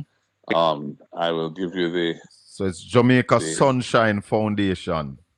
Right, and then we also. One sec. Let me just. 1 second. So for people who want to donate, who want to give their donation through an organization that has been one of the oldest organization on the island. Incredible organization. The oldest operating political party on the island, the People's National Party, have set up the Jamaica Sunshine Foundation. And you can donate through that. And the donation will be going directly to the people who needs the assistance right here in Jamaica. Go ahead, Comrade Leader. Yes, sorry. Yes, so if you go to relief.pnp.org.jm. Relief.pnp. .org.jm. Yes, you will see, how you can donate. Donate various ways, because we have more than one channel for doing this. Beautiful. So relief.pnp.org.jm. Yeah. One love. Comrade Leader, thank you for the time. Thank you for having me. All the best. If I sound subdued in my tone, it's because of the gravamen, the seriousness of the situation facing the country, and what I've experienced personally on the ground. Yes, it's heavy. And the suffering that is out there. It's a heavy burden, and we have to approach it with in a way which is befitting the heavy responsibilities that we carry as leaders at this time. I tell you something, Comrade Leader. Yeah. I have been down there twice, and Comrade Natalie has been down there with me. And it is taking a heavy toll on her. Till I am even thinking if I should bring her back down there. Yes. Because when she go down there, she bring up everybody with her. Yes. And she can tell you who say what, and she cry from time to time. So it's a heavy burden. What I love and admire is how people, who don't have it themselves, people of very modest incomes, who want to also be part of the assistance. You have several several convoys and busloads of persons from my constituency have gone out to them make up and collect and buy things and go into the hard-hit areas and try to help people down there. And so that is the true Jamaican spirit of love and caring. Yes. And that is what is going to take us through this thing. Beautiful. Yeah. Thanks, Comrade Leader. All the best, my brother. All right. God bless One you. love. Yeah, man. Respect. Yeah. So, on a hear from a Prime Minister, none other than the one Marky J and the Colin Bell show. Colin Bell, big up yourself and I respect for that interview, because a lot of people want to hear from the Prime Minister, really and truly, because they're really talking as a Prime Minister and talking like a Prime Minister. See me, David?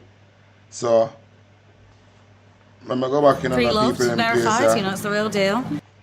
And so I go on, how the conversation, which direction it take. So big up on yourself, say, that's the way I have to deal with it, because them postpone Parliament, children have nothing to come tell the people them yesterday, so I try see all this thing I go play out, because see what I go on. Other ministries to try and remedy the situation to allow the farmers to start to work as soon as possible. Thank you. I'm done. All right. There are things, but where does the knowledge that we've amassed as Member Crawford said, we've developed these networks. We can say, go to this community, go to this person, and the food will get to who needs to get it. So when I hear about this cycle that, you give a 3-day supply for a family and they expect to come on on the 7th day you come back, it's all theory, really, because we have one set of people getting 10 times because you fail to utilize the people. Who have the knowledge and the know-how of getting it to the people. Chair? Go ahead. Just in agreeing, now I'd like to know what the mechanism is for these follow-ups, because it's the first I'm hearing that when names are submitted, there's a mechanism through which I love it. I mean, 3 or 4 days supply of food is certainly not enough. So if there's a follow-up, I think it is a good idea, but I would love to know what the process is, when this follow-up is being done, so that we can divert our resources to other people who may be in need. And there's distrust when things seem to be done in secrecy, right? So that is one. The second thing is just the housing assistance.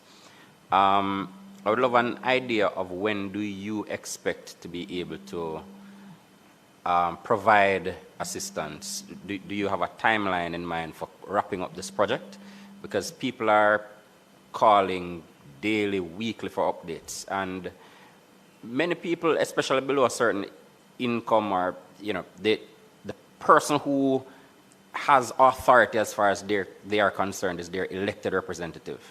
And so if JPS isn't putting on light, is the elected representative. If MLS or NIS office, as them call it, assess their house and nothing has been done, it's the elected representative who gets the call. So is there some timeline? And finally, can we get your commitment that you will speak to your parish leadership arising from the sentiments expressed here? Tomorrow, to ensure that we just have a better and a more cooperative relationship between the elected representatives and MLSS. Because I had an experience, Chairman, leading up to the hurricane, where they had this one-size-fits-all thing where MLSS would not release food until after the event. And I had to go down there with my vehicle and some people and point out that there's a shelter in a community that when the heavy rains come, no one will be able to go in with relief. And, I think the knowledge that we have will help, and I hope we can look forward to better engagement. Well, just to know that we had pre-positioned food in different areas in preparation for the hurricane. In relation to the MPs, from the pre-positioning, I just want to point out that the reality in St. Mary is the warehouse where food is stored is in Buff Bay, in Portland, another parish. St. Mary has Port Maria, where your office is prone to flooding. You have limited space for storage in Port Maria. So you don't have the capacity to adequately pre-position in the parish to begin with. But I'm also pointing out that there are areas that even if you pre-position, unless we're going to pre-position some helicopters there as well, or boats, you will not be able to go to the shelter to deliver the food that you have pre-positioned. And I hear the argument right throughout the storm about the pre-positioning, and it gets frustrating. I hear the argument about the pre-positioning, but I'm saying the local reality doesn't always allow for a one-size-fits-all kind of approach. Agreed. And in addition to pre-positioning, we actually had lines of credit open for the all parish managers to access food to provide the immediate support until we would have had the food that was in the warehouses to be provided to them. So for the MPs, we will write to the parish managers again, because it has been the policy, at least in more than a year now, that has been communicated to them. So we will ensure that they get a letter, and we will have the introduction, if necessary. We would have had orientation with the MPs, the new MPs, in terms of the services of the Ministry of Labour and Social Security prior to. We have new MPs, so we can also make that arrangement so that we meet the persons who are on the ground as well, and for us to ensure that the engagement takes place. On a parish basis? No, we'll bring the parish managers in. No, you're saying you had an orientation for new MPs. Where is that orientation? Because online. The new MPs online. So you had one since September 3rd? No. Oh, so you will have one? Will. Okay. I would ask that you have it urgently. Okay, there are many new MPs, and even the returning MPs like myself.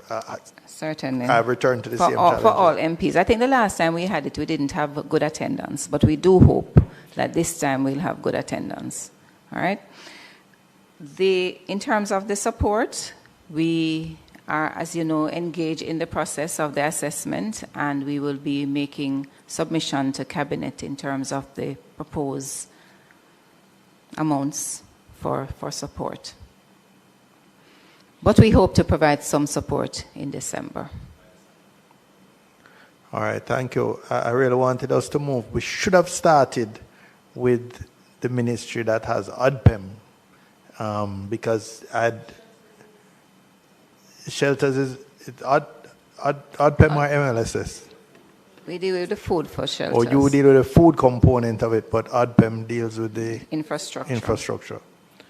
Okay, so you have something more in the food component? Chairman, I was thinking Labour and Social Security would be the proper space to ask if they will help to relocate the people out of the shelters so that we can resume school and You're going to tell me that ODPEM is responsible for the infrastructure. But just to note that we have been doing assessment of persons in the shelters and prioritizing those for damage assessment. So that they can quickly move them up. Yeah, move out. All right, well, thank you very much, Mrs. Jennings, and your team. Thank you. And now we will move to General Meade and his team. General Meade, you've set a new record for transit from uptown to downtown. We heard you were 5 minutes away at about 2:30 or 2:15, and you finally arrived. So please come closer.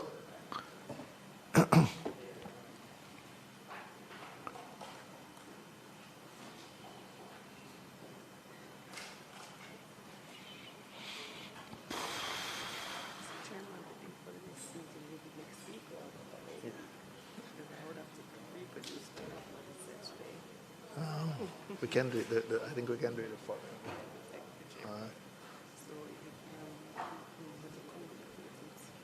Yes. No, we're going to have that before we.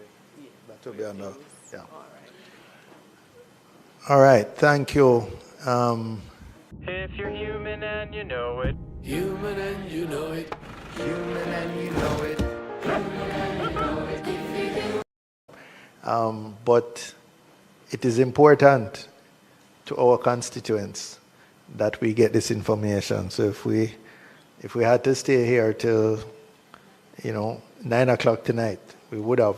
And I was just by way of you were not here from the start, PSO. I will just say what the approach we've been taking is to invite the PS to give a 10-minute overview of what has the state of play, so to speak, since Hurricane Melissa and the outlook for the next few weeks and months. I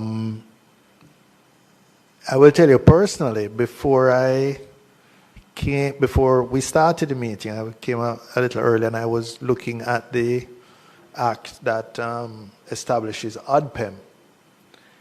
And it really gives ODPEM a lot of powers under law to coordinate all the different ministries, the military, etc., and so on. And it just struck me in reviewing that and seeing there how the legislation had contemplated them being at the center of prevention, relief, recovery planning, and so on, and being the central coordinating agency, that somehow that role just seemed to have diminished till, you hardly hear anything from them again. So in terms of your opening statement, I would just like you to include, the repositioned ODPEM and what happened, why it disappeared, or seemingly became ineffective, and the role it will play going forward in the recovery process.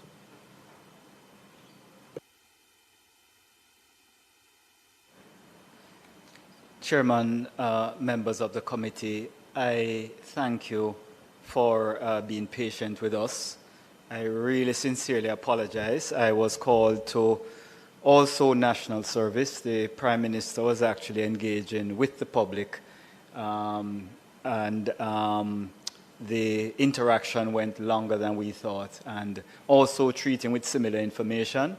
And you will note after this, the information is now in the public sphere. We had a significant assessment from the World Bank, and we had already agreed with them that they could come and present it in that forum with the Prime Minister. The press was there. They had a lot of questions. So I really thank you for facilitating us. I am Rocky Mead, the Permanent Secretary in the Office of the Prime Minister. The remainder of my team from the OPM is Ms. Sharika Hemmings-Allison, the Chief Technical Director, and I have Ms. Petegay Rukud, Senior Assistant Attorney General. From the Office of Disaster Preparedness Chair and members, we have Commander Alvin Gale, the Director General. We have Ms. Michelle Edwards, the Senior Director Mitigation and Planning. Ms. Sophia Mitchell, Senior Director Preparedness and Emergency Operations. And Mr. Gerald Wright, Accountant. And from the JDF, specially assigned to assist with logistics for the relief, is Colonel Anthony Gregory. He's the Inspector General of the Jamaica Defense Force. Chairman, I assume that's the gentleman in uniform behind you. Yes, sir. And the one to your left is the new Commander Alvin Gale. Okay. He is the new Director General. And he's not, because he's no longer in a military position, he doesn't wear uniform. He's not required to. he could, but he's not required to, Okay. Chairman. Thank you. Chairman, your comments in introducing me provides me with excellent opportunity to give the overview of what you're trying to do. And if you don't mind, Chair, in keeping with your guidance, I'll make some general comments, and then I'll ask if you'll allow the Director General to address some of the specific questions that your committee raised and make some other points. So, Chairman, you're quite correct.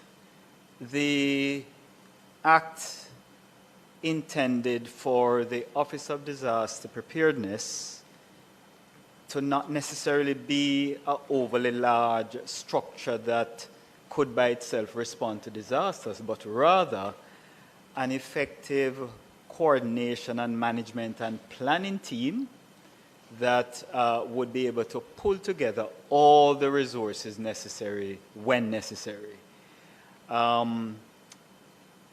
The actions of the Prime Minister recently, Mr. Chairman, to reassign the subjects was grounded in a similar concern you had, that the effectiveness was not as transparent as you know we would have wanted to be. Or, it doesn't, or as it has been in the past. But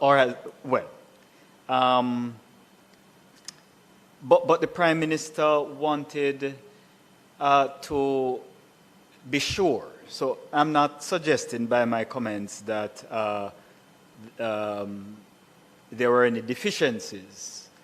What we're saying is that the impact of the coordination was not being felt by the country adequately, and the Prime Minister thought better centralization would assist with that. As you know, Chair, the Jamaica Defense Force was always, from a policy perspective, under the OPM, with Prime Minister being Minister of Defense, and the Prime Minister has pulled the administration as well as ODPEM under the Office of the Prime Minister to give that seamless interaction. And we are hoping that, as I said, without suggesting anything negative about what was in place, we're just hoping that the impact of the coordination will be more readily felt by the country and the public. That change of subjects also resulted in us, taking advantage of the leadership that the JDF was able to second to us in the form of Commander Gale.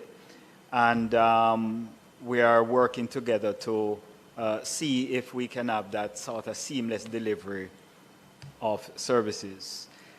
The Prime Minister has reinforced to the Office of Disaster Preparedness the importance of exactly the point you made, that coordination of all the activities. And he has had meetings with the ministries that have a role to reinforce that point. And we are getting that also in the form of a cabinet note to reinforce the point. Some of the things that the Prime Minister would want to see enhanced very soon is a more seamless inventory management system. So the different entities that maintain inventories use not necessarily compatible systems. They might be efficient for what they do, but we're hoping to have under ODPEM's guidance a strengthened inventory management system that will allow a more seamless effort from acquiring or receiving an item to putting it in the hand of a needy citizen. We also want to make sure that our situation awareness is enhanced, and so we have directed the pulling together of all the different branches that have access to GIS so that we can have a very seamless visibility on all aspects of response. I noted when my colleagues were presenting earlier that there was a concern, valid concern of the committee on the assessment capabilities. We are pulling together all the assessment teams that we can find across government. There are a number of ministries, departments, and agencies that do assessments for different reasons, so which means they have the basic skill, and we'll be pulling them together under the guidance of ODPEM to use one tool to gather the various data. So as was suggested by your members, Chair, we are going to ramp up and multiply the number of assessors by taking advantage of all the assets available, because we agree that the rate of assessment now will not achieve us to get to the point where we can provide for the needs of citizens in a reasonable time. We are seeking to move persons from shelters into other solutions as best we can, as quickly as possible. The reason for that is twofold, Chairman, members. One, we want to restore the dignity of our citizens as quickly as we can, but also many of the shelters are schools. And for the schools that have not yet been able to open, we really don't want the January semester, that Easter term, to be up on us without being able to put all the schools that can be habitable back in service. So we are seeking to repair the schools that can be repaired, and those that are in good repair but being used for shelter, we want to get them back being available to the Ministry of Education as quickly as possible. So we're doing a number of intervention measures to try and get the shelters out. The other priority, Chair and members, is that we want to move from a relief handout system, which obviously is an important but sort of crisis management mechanism. It is inefficient, and it affects the dignity of people to be sort of queuing, to be collecting bags of stuff. So we had to do that in the initial phase. We are hoping to move to a bagless system that could be a combination of vouchers, cash, cards. We are working the details of the system, but we want to change the mechanism by which we assist those in need very soon as a part of that as well. And to do that, though, we also have to enable the commerce as quickly as we can. Because if you have a voucher or cash or card, you will need the shops, etc., to be able to do that. So and if you have a card and no ATM machine, then you can't get cash. Exactly, Chair. So we're going to have a system to help businesses get back on their feet. But that system will be different from the system of helping needy citizens. Because, for example, we don't want donation to get in the hands of persons who are doing business for profit. So we're going to have other government-led mechanisms that will assist businesses, from our funds. We are going to put some priority on debris management because there are, our last estimate is about 4.8 million tons, metric tons of debris, if you quantify it. So that's going to be a priority item. And of course, after that, we want to look at reconstruction, essentially building back better.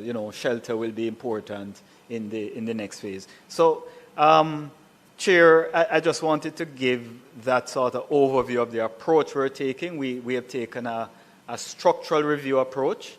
We have tried to pull together the key elements. We have tried to make it clear that ODPEM has this coordinating role, and we have also phased the way the recovery will be. A long-term recovery will probably take several years, but certainly we would want citizens by the time they get into the new year, if not by Christmas, to feel a difference in their circumstances, even if it means, not necessarily having to collect bags to get support, having some coverage over your houses, even if that itself is temporary, so that a difference can be felt. Chair, if you don't mind, if you could allow the additional minutes that's allocated to us for introductory comments, could I ask the Director General to make his comments and also address the questions that you raised? Yes, but in doing so, I just ask you, rather than sort of speaking generally to these are the phases we're following and so, people want some concrete times, So if you say, in the first phase, we're looking at restoring electricity. Will that be by December, January, February? I'm just using that as an example. People want something more specific than just broad generalities. So try to be as specific as you can in sharing information. Sure. I was deliberately broad to just allow to hand DG to get into more specifics. But since you asked the question about electricity, after the blow, we only had 20%, 23% or so coverage of electricity across the country. We now are up to about 70%. Obviously, the approach was to treat with the areas that can more easily be restored because you could do that faster. Inevitably, Chairman, getting to the worst affected areas will take a lot more time. We are certainly hoping to be up to, say, 75% in another few weeks. But truthfully, Chairman, the areas that are worst affected might be well in excess of 6 months. Because the areas that are poles down and so on, we are working with the JPS, we are trying to enable them. But I could not say to you, Chairman, we'll get to the worst areas with power in less than 6 months, Chair. We had P.S. Palmer here earlier, and so I don't want to recover the ground, but I just summarize. What people want, they're not asking JPS to make blood out of stone, right? And we understand some of the challenges. But if you can just give a forecast, because if we know it's going to be 6 months, then you can plan for 6 months. Businesses there will know, well, we need solar, we need generator, whatever, because we're not going to get. But if it may be in 2 weeks, then we might hold strain and allocate those resources elsewhere. So, and nobody's going to hold you to say, what you said 5 months and it's actually 6 months. But it would help tremendously people in planning for their lives, schools, businesses, in just having a forecast. Even say a parish like Manchester, which was not as badly affected, but we can't get a forecast to say this community should come on within the next 2 weeks, that one will come on within the next month, and everywhere by New Year's. Even something as broad as that would be helpful just for people to be able to plan their lives and their businesses.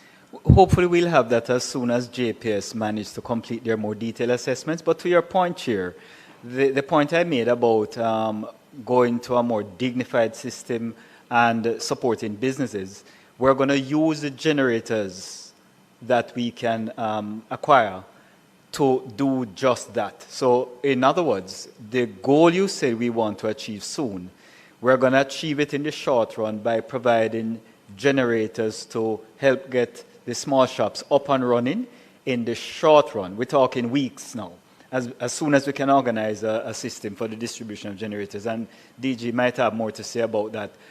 But that's what we're going to do in the short run. We are not going to seek to make predictions, and JPS is not yet confident to do so. But in the areas they can't touch, by Christmas, we're going to try to see if by generators in key locations like police stations, the community center, the local shop, we're going to try to at least enable some amount of moving back to a dignified style in the short run. Before year end, I'm not going to venture to make predictions on part of JPS, but we're pressing them to give us some specifics, Chair. If I could hand over to DG now, Chair. Go ahead.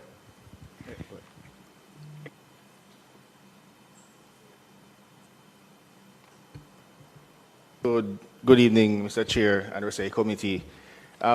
Key to some of the plans the PSO have laid out is really the matter concerning the upticking of our assessments. I know thus far we would have done approximately between all the ministries around about almost 20% in terms of damaged dwellings. The team is now looking at how to at least 3x the rate at which we are going. So what 2 weeks we have done about 20% of the damage assessments.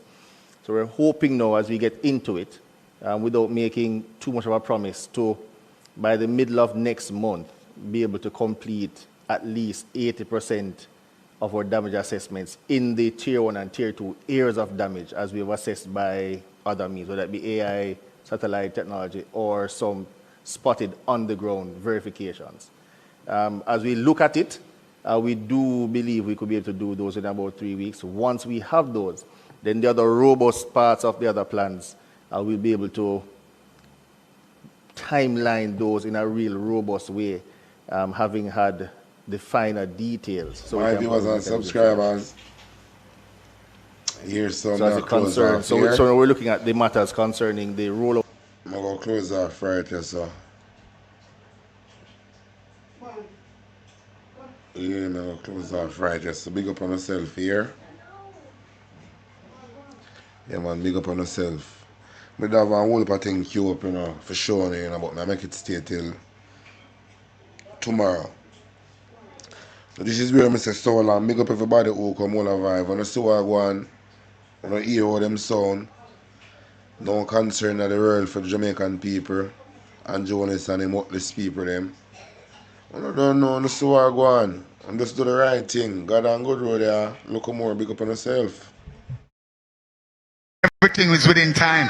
Your truth live within you. And if you want to find God, you have to find God within you. And you possess of good and evil, so always remember, don't yield to the evil force. Yield to the good. You know why if you yield to the good? Good will always prevail over evil. You manifest the activity of the thinking in case you never know. So you create your physical experiences through the way you think and the way you feel. Through emotion or intuition or invocation. And always remember, anything at all where you send out there in the atmosphere, it's coming right back at you. So always have a positive thought, positive thinking. Think about the good. Anything where you ask for in life, you will get it. You don't go and like say just stay too long to get to the car. Everything is within time. Your time is your time. My time is my time. Your shine is your shine. Your shine could be my shine. My shine could be your shine. But we are all shining star.